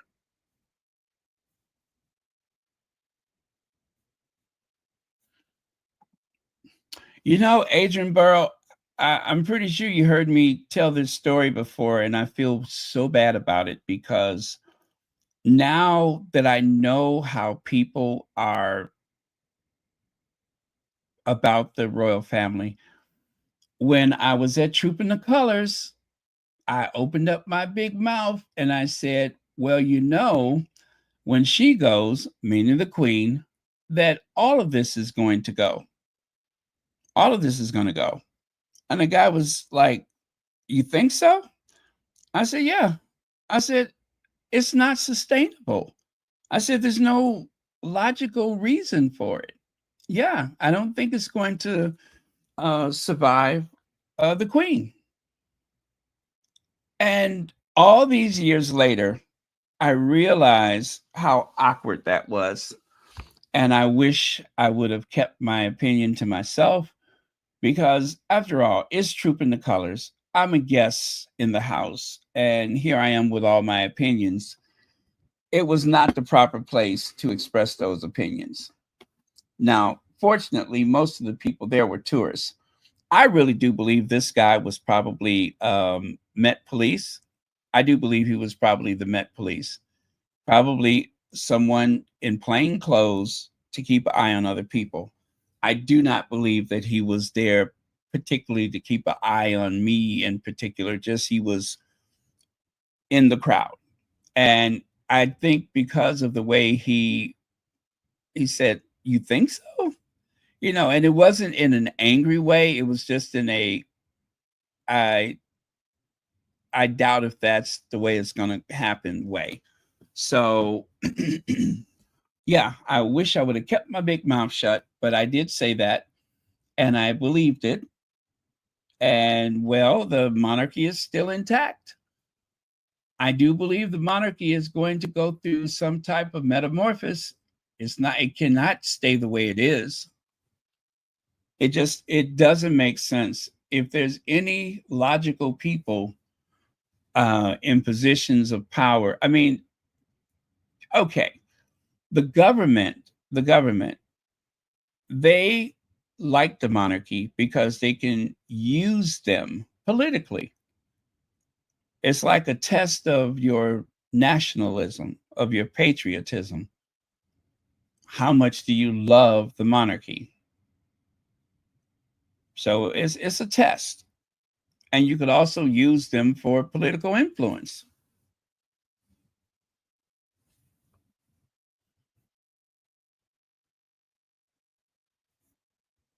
Okay, so did anybody answer my questions about France?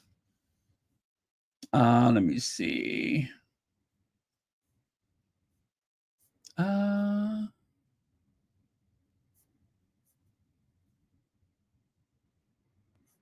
Yeah, the queen was a very sympathetic figure, so you could not go after her, and that makes sense. I wouldn't want to see something like that, to be honest with you. I wouldn't want to see it. I think the best thing to do, as far as the queen was concerned, was to just wait. But Charles, not so much.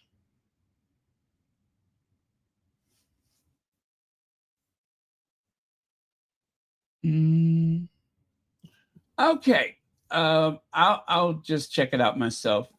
Are there still aristocrats in France? Okay, let me see here.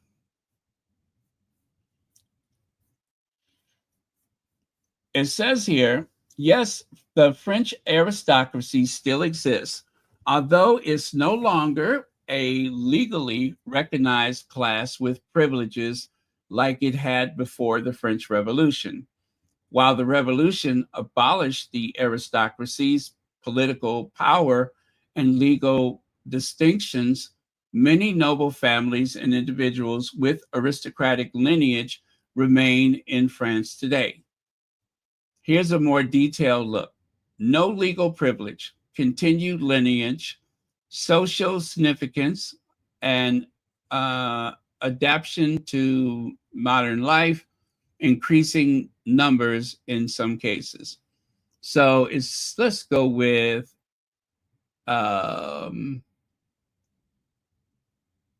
social significance.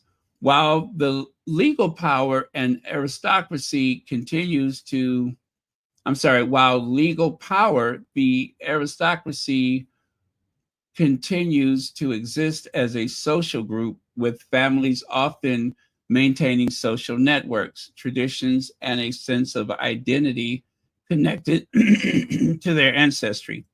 Okay, that was not helpful. Let me see what else we got here.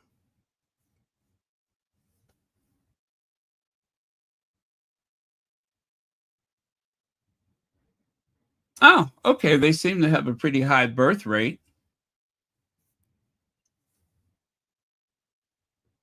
Oh, there was a BBC program that says why France's aristocracy hasn't gone away. And it says here that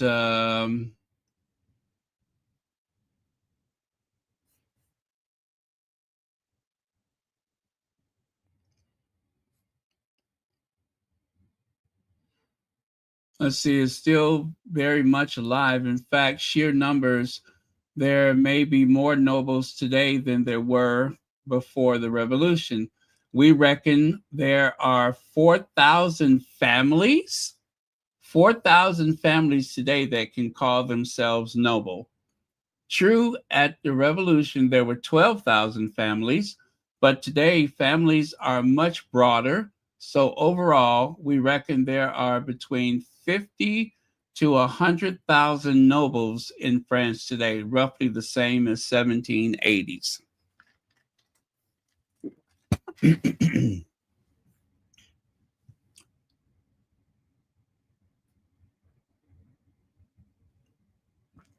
Okay. Let me see.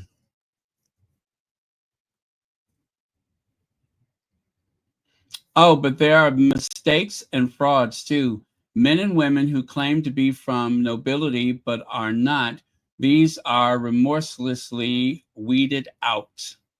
One of the most common misrepresentations is from people who think that because their name contains the so-called particle, or is it particle?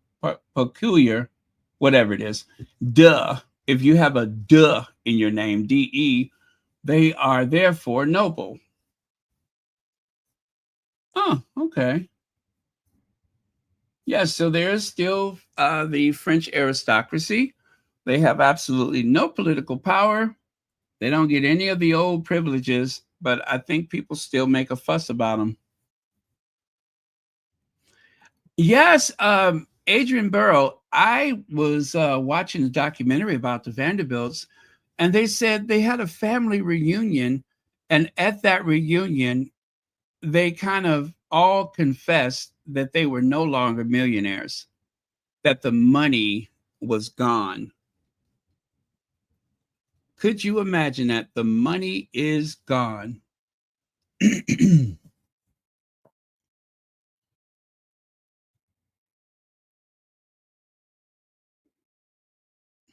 Well, I know in Germany, they still have lots of German aristocrats. They still have the German princes, and um, they still have that because the identity of a lot of those small towns are connected to that family. So those families still have a very broad ceremonial role with their communities, if I'm correct.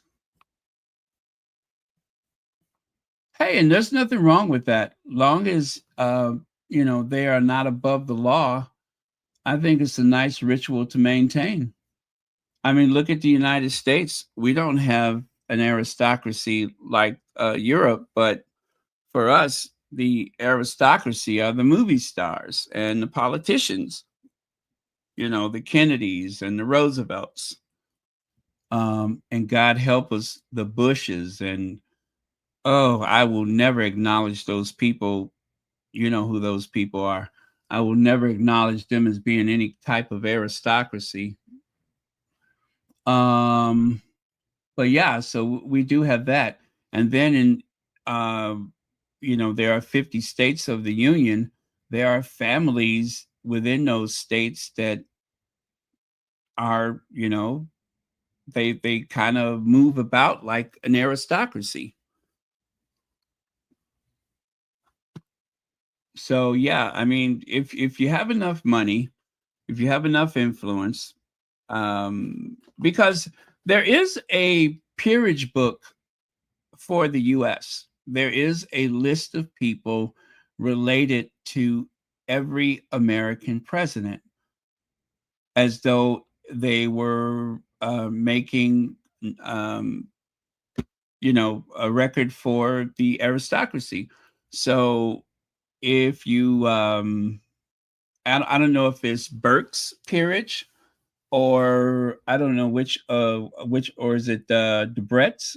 But one of them, or maybe both, they do have a peerage book for the presidency.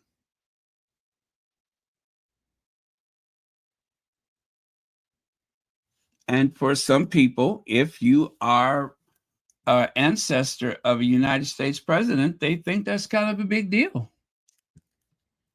Especially if you're really a Jefferson. If you're a Jefferson, then you are the cat's meow. Madison, Washington.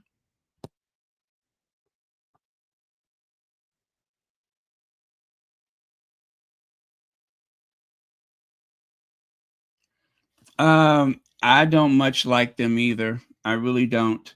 But I did like Papa Bush. I thought Papa Bush was a very honorable man. As a matter of fact, Papa Bush was one of the few presidents that attempted to stand up against some very powerful people, if you know what I'm saying. He was one of the few presidents that tried to stand up against some very powerful people. And they say that's why he wasn't able to win a second term.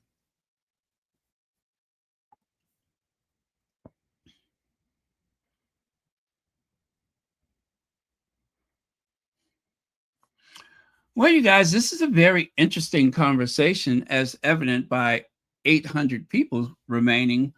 And and as that is concerned, I know there are some people that go into the comment section and they're just like, "Can we just talk about Harry and Meghan?" Or why do we have to? Because obviously there are some people that are interested in the royal family. It doesn't mean that we like the royal family as people or that we want them to, succeed in what they're trying to do to the Sussexes, but there's quite a few of us that, as I like to say, have been Anglophiles in the past. And there's nothing wrong with being an Anglophile. You can be an Anglophile and not uplift and support a tyrant.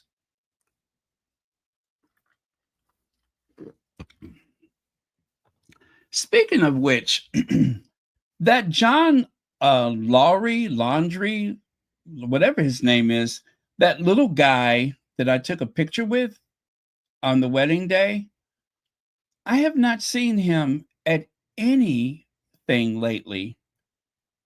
I don't know what happened to him, but I have not seen him in quite a while. Does anybody know anything about him? I mean, yes, he's a little bit of a Fruit Loop. I will be the first to admit that. He's a weirdo. But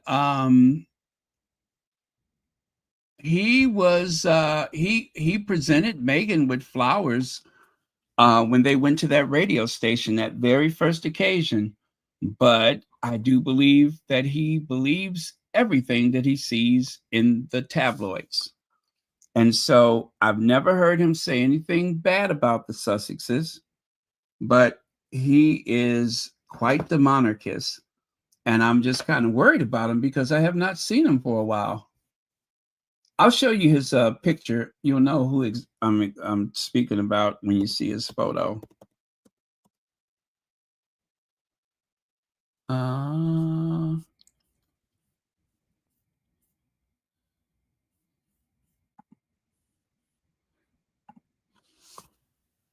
This guy right here. He is at everything, and I have not seen him lately. Kim Truman, thank you so much for the super sticker, and thank you again for watching Royal Sussex.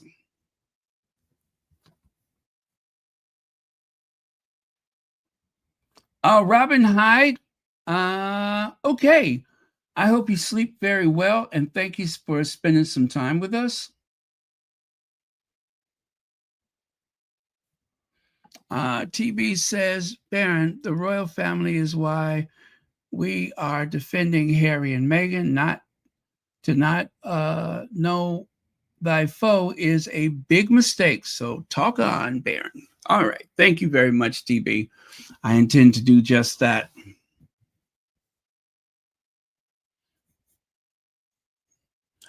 Sonia Johnson, that is a possibility. I don't know what happened because I would imagine that's the only thing that would keep him from being there to support the Royals, because this guy has been around for a long time. I'm going to Google his name and see what I can find.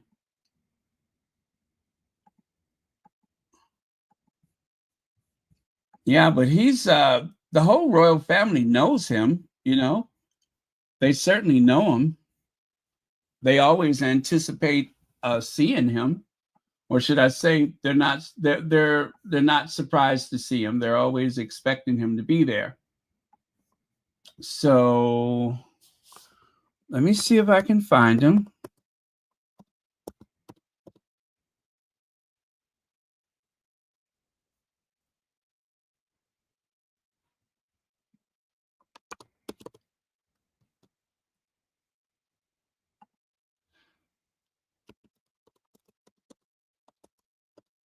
Okay.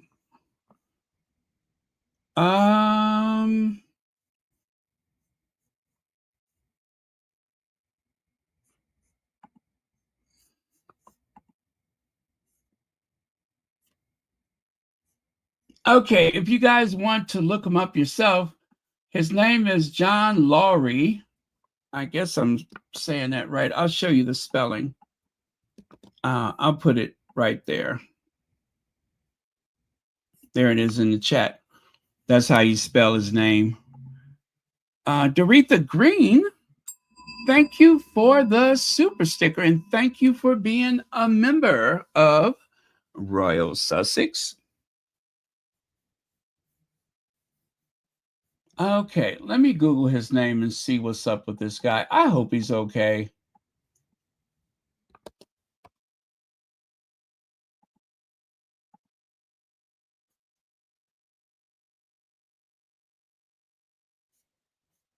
Let me see here. I don't know if he's on social media. But yeah, the last thing I see for him is from 2023. He's 63 years old. No, I think he's older than that now, right?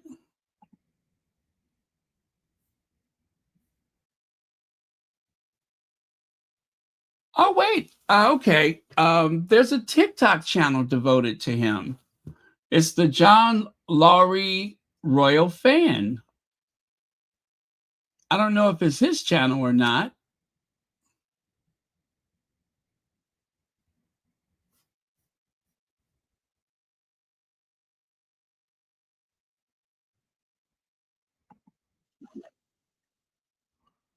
Okay.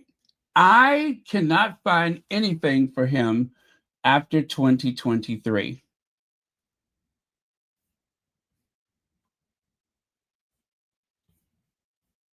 Yeah.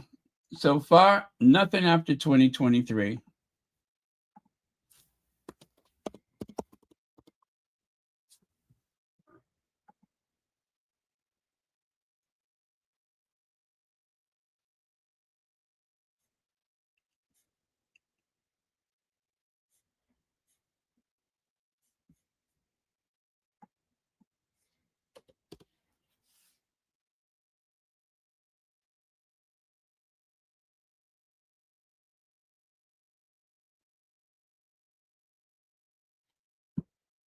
Let me see here.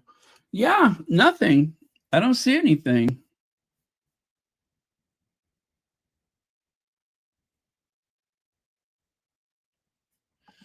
Really? I saw him looking at Kate with disdain after Kate came out with cancer.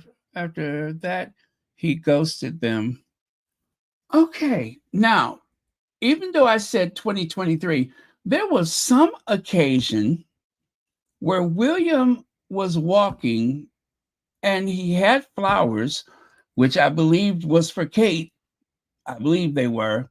And William did not turn his way and acknowledge him at all. He just walked right past him. William did to pretend like he was talking to someone.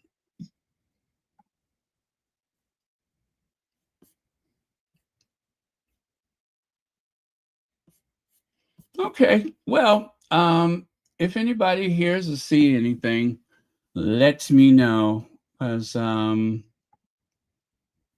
am kind of concerned about that bizarre, peculiar man.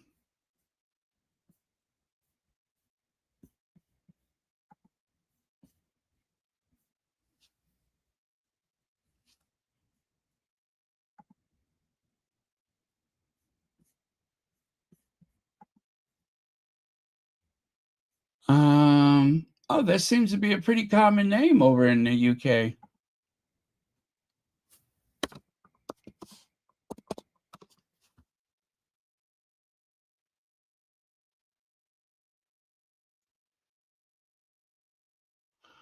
Now, oh my goodness. Okay, that's not him. I just saw an obituary. That's not him. It's the right age, but that's not him. I just looked at the picture. It's not him. There are a lot of people with that name, though.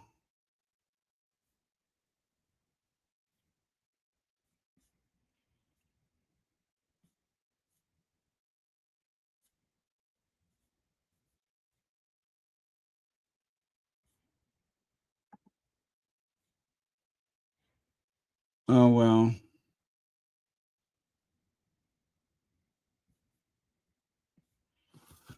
Okay, you guys, that's enough of my bizarre curiosity.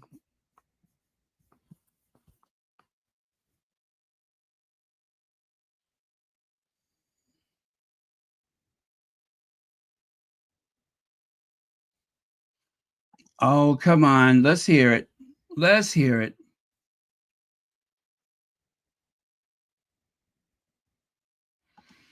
Oh, Internet Kennedy says, I just thought about the Invictus games and George and Charlotte not even knowing about the wounded warriors. Those poor children are going to be lost as they get older. Yeah, the royal family needs to turn to some professionals, someone to, and I know they don't like to acknowledge any type of mental illness and anything until it's too late. But they better keep an eye on those kids because those kids have every possibility of growing up as normal as possible given the circumstances. But if they're not careful, they're going to have some huge problems in this social media age.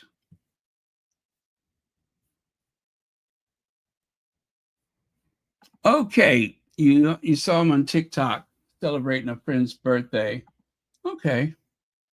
Do you have a date for that? Do you know how recent that was?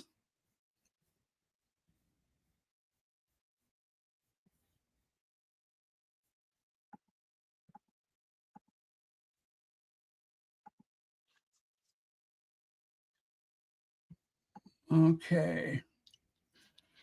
Yeah, if you can, just check and see how recent you can find it. Okay. This is 2024. I see his name, but I do not see his face. I wonder if this is his channel.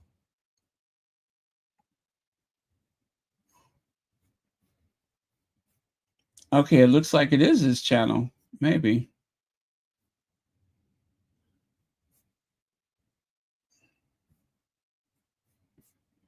Okay, I'm gonna just guess that he's still alive, which is good. I hope he's okay.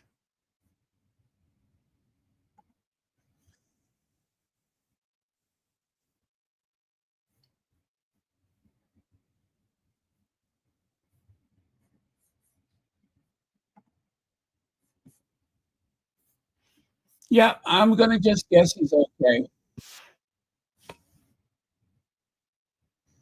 I see Lancaster flyover 2025. This says that is his account. So if that is the case, then maybe he's just not trying to get as close to the Royals as before. Yeah, maybe he's just, not trying to get that close to them. That's a possibility. Okay. Um, if that is the case, I'm glad. March the 10th, 2025. Thank you very much. Thank you very much. Well, I appreciate you guys helping me out because I was concerned about him. Oh, he just turned 70. My goodness. Yeah, he has a cartoon voice. I said, hey, you're the super fan, right? Well, I'm a royal supporter. I'm a royal supporter. Yes, I'm a royal supporter. You little Fruit Loop. Oh, thank you, thank you, thank you. All right. I like him though. Even if I don't believe in someone's obsession, that you have something, I'm always glad for that.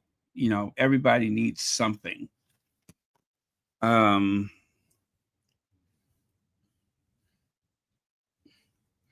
by the way, I just purchased this I'm embarrassed to tell you what it is because it's one of those things where it's kind of like, do you really need that? But I keep seeing it and I just want to see what it looks like in person. So it's called a book nook, a book nook. And it's like it's like having a book, something the size of a book, a nice size hardcover book. And when you open it, it looks like everything is very three-dimensional. It has like mirrors and stuff. Some of them look like a coffee shop, some look like a library, some look like a barber shop, old fashioned. Anyway, I have been obsessed with those things for about 2 years, right? I put one on the wish list and nobody got it. So I said, well, I'm going to get it myself, right? So I knew my niece would love it. And so I sent her a picture of it. And I told her, I said, I sent her the link. I said, watch the video, and make sure you watch the video. So she watched it and she said, oh, that is so cool. And then in big capital letters, she said, thank you. I said, oh, actually, I got that for myself. And then she sends me the emojis with the tears. So you know what that means, right? You know what that means. I had no choice but to get one for her as well. I had no choice. I had to do it. In the future, I will make sure that I specify that look at what I got for me. Look at what I got for me alone, nobody else. Yeah. And even worse, I told her, I said, well, pick out the one you want and I'll see if I can get it for you. So I had to get one for her as well. And it was just delivered today. So yeah, there you go. That thing that I didn't need cost me twice as much as I thought I was going to pay for it in the first place. You see what happened? I ended up spending twice the amount. In my excitement, I became careless. I was foolish and I was paid out for my folly by sending her the link and getting her all excited to the point where she was like, thank you. And so I just froze. I'm like looking at my text message. I just froze for a second. I'm like, how am I going to get out of this? I said, well, let me just rip the Band-Aid. I'll just tell her the truth. That's mine. Well, that didn't work out so well. That did not work out well at all. So now she has one that's more expensive than the one I have. All because I was careless. But I promise you that won't happen again.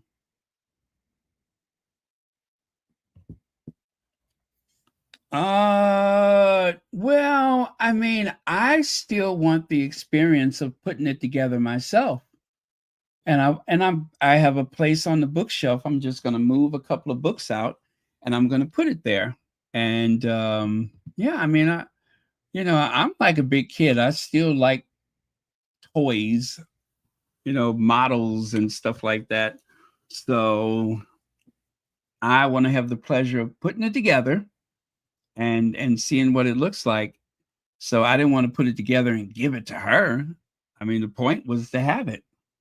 So yeah, but anyway, she's happy. And I sent her a message today. I said, your thing was delivered today. And then what did she send me back? Let me see, what did she put on here?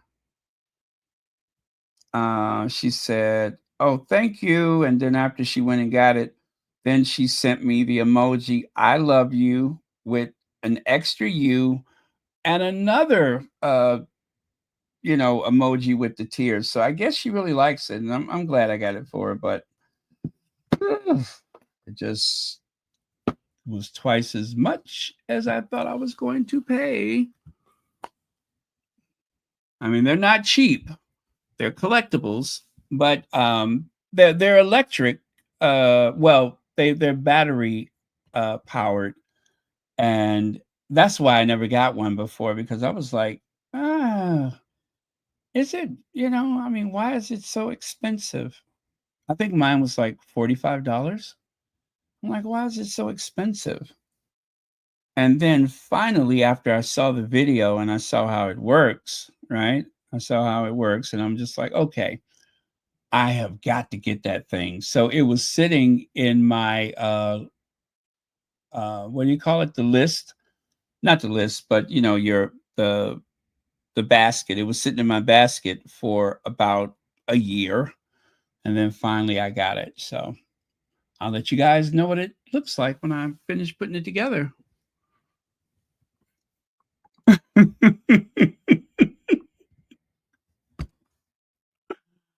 I know, I know, I know. Yep. I wish you could have saw the look on my face when I realized that there was a misunderstanding. Yeah. Um, yeah, maybe. I mean, I didn't know that he was as old as he is, but yeah, maybe he's not well.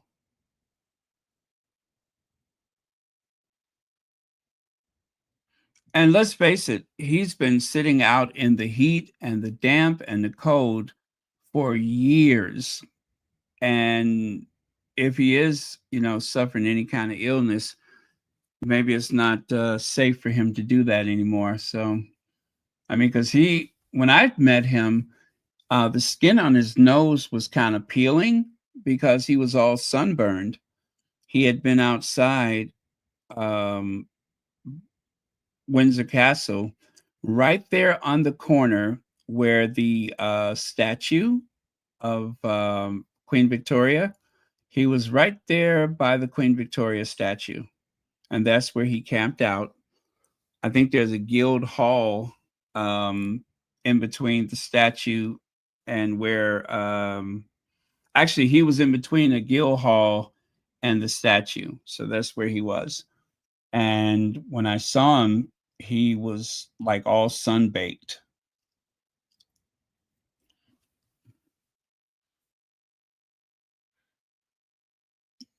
Yep. So yeah, that's anyway. I hope he's okay because he's a nice guy, and he just loves the royal family. I don't think he has anything bad to say about any of them.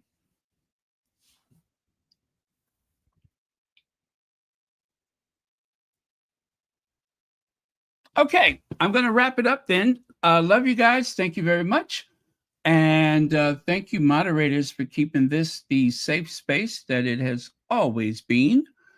And also, thank you to everyone who has a membership. And I do realize it's been a long time since we've had one of our member-only chats, but we'll have to make that happen very soon.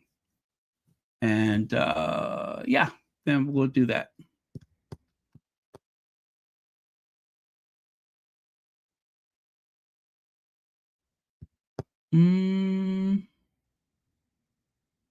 Okay, cheers.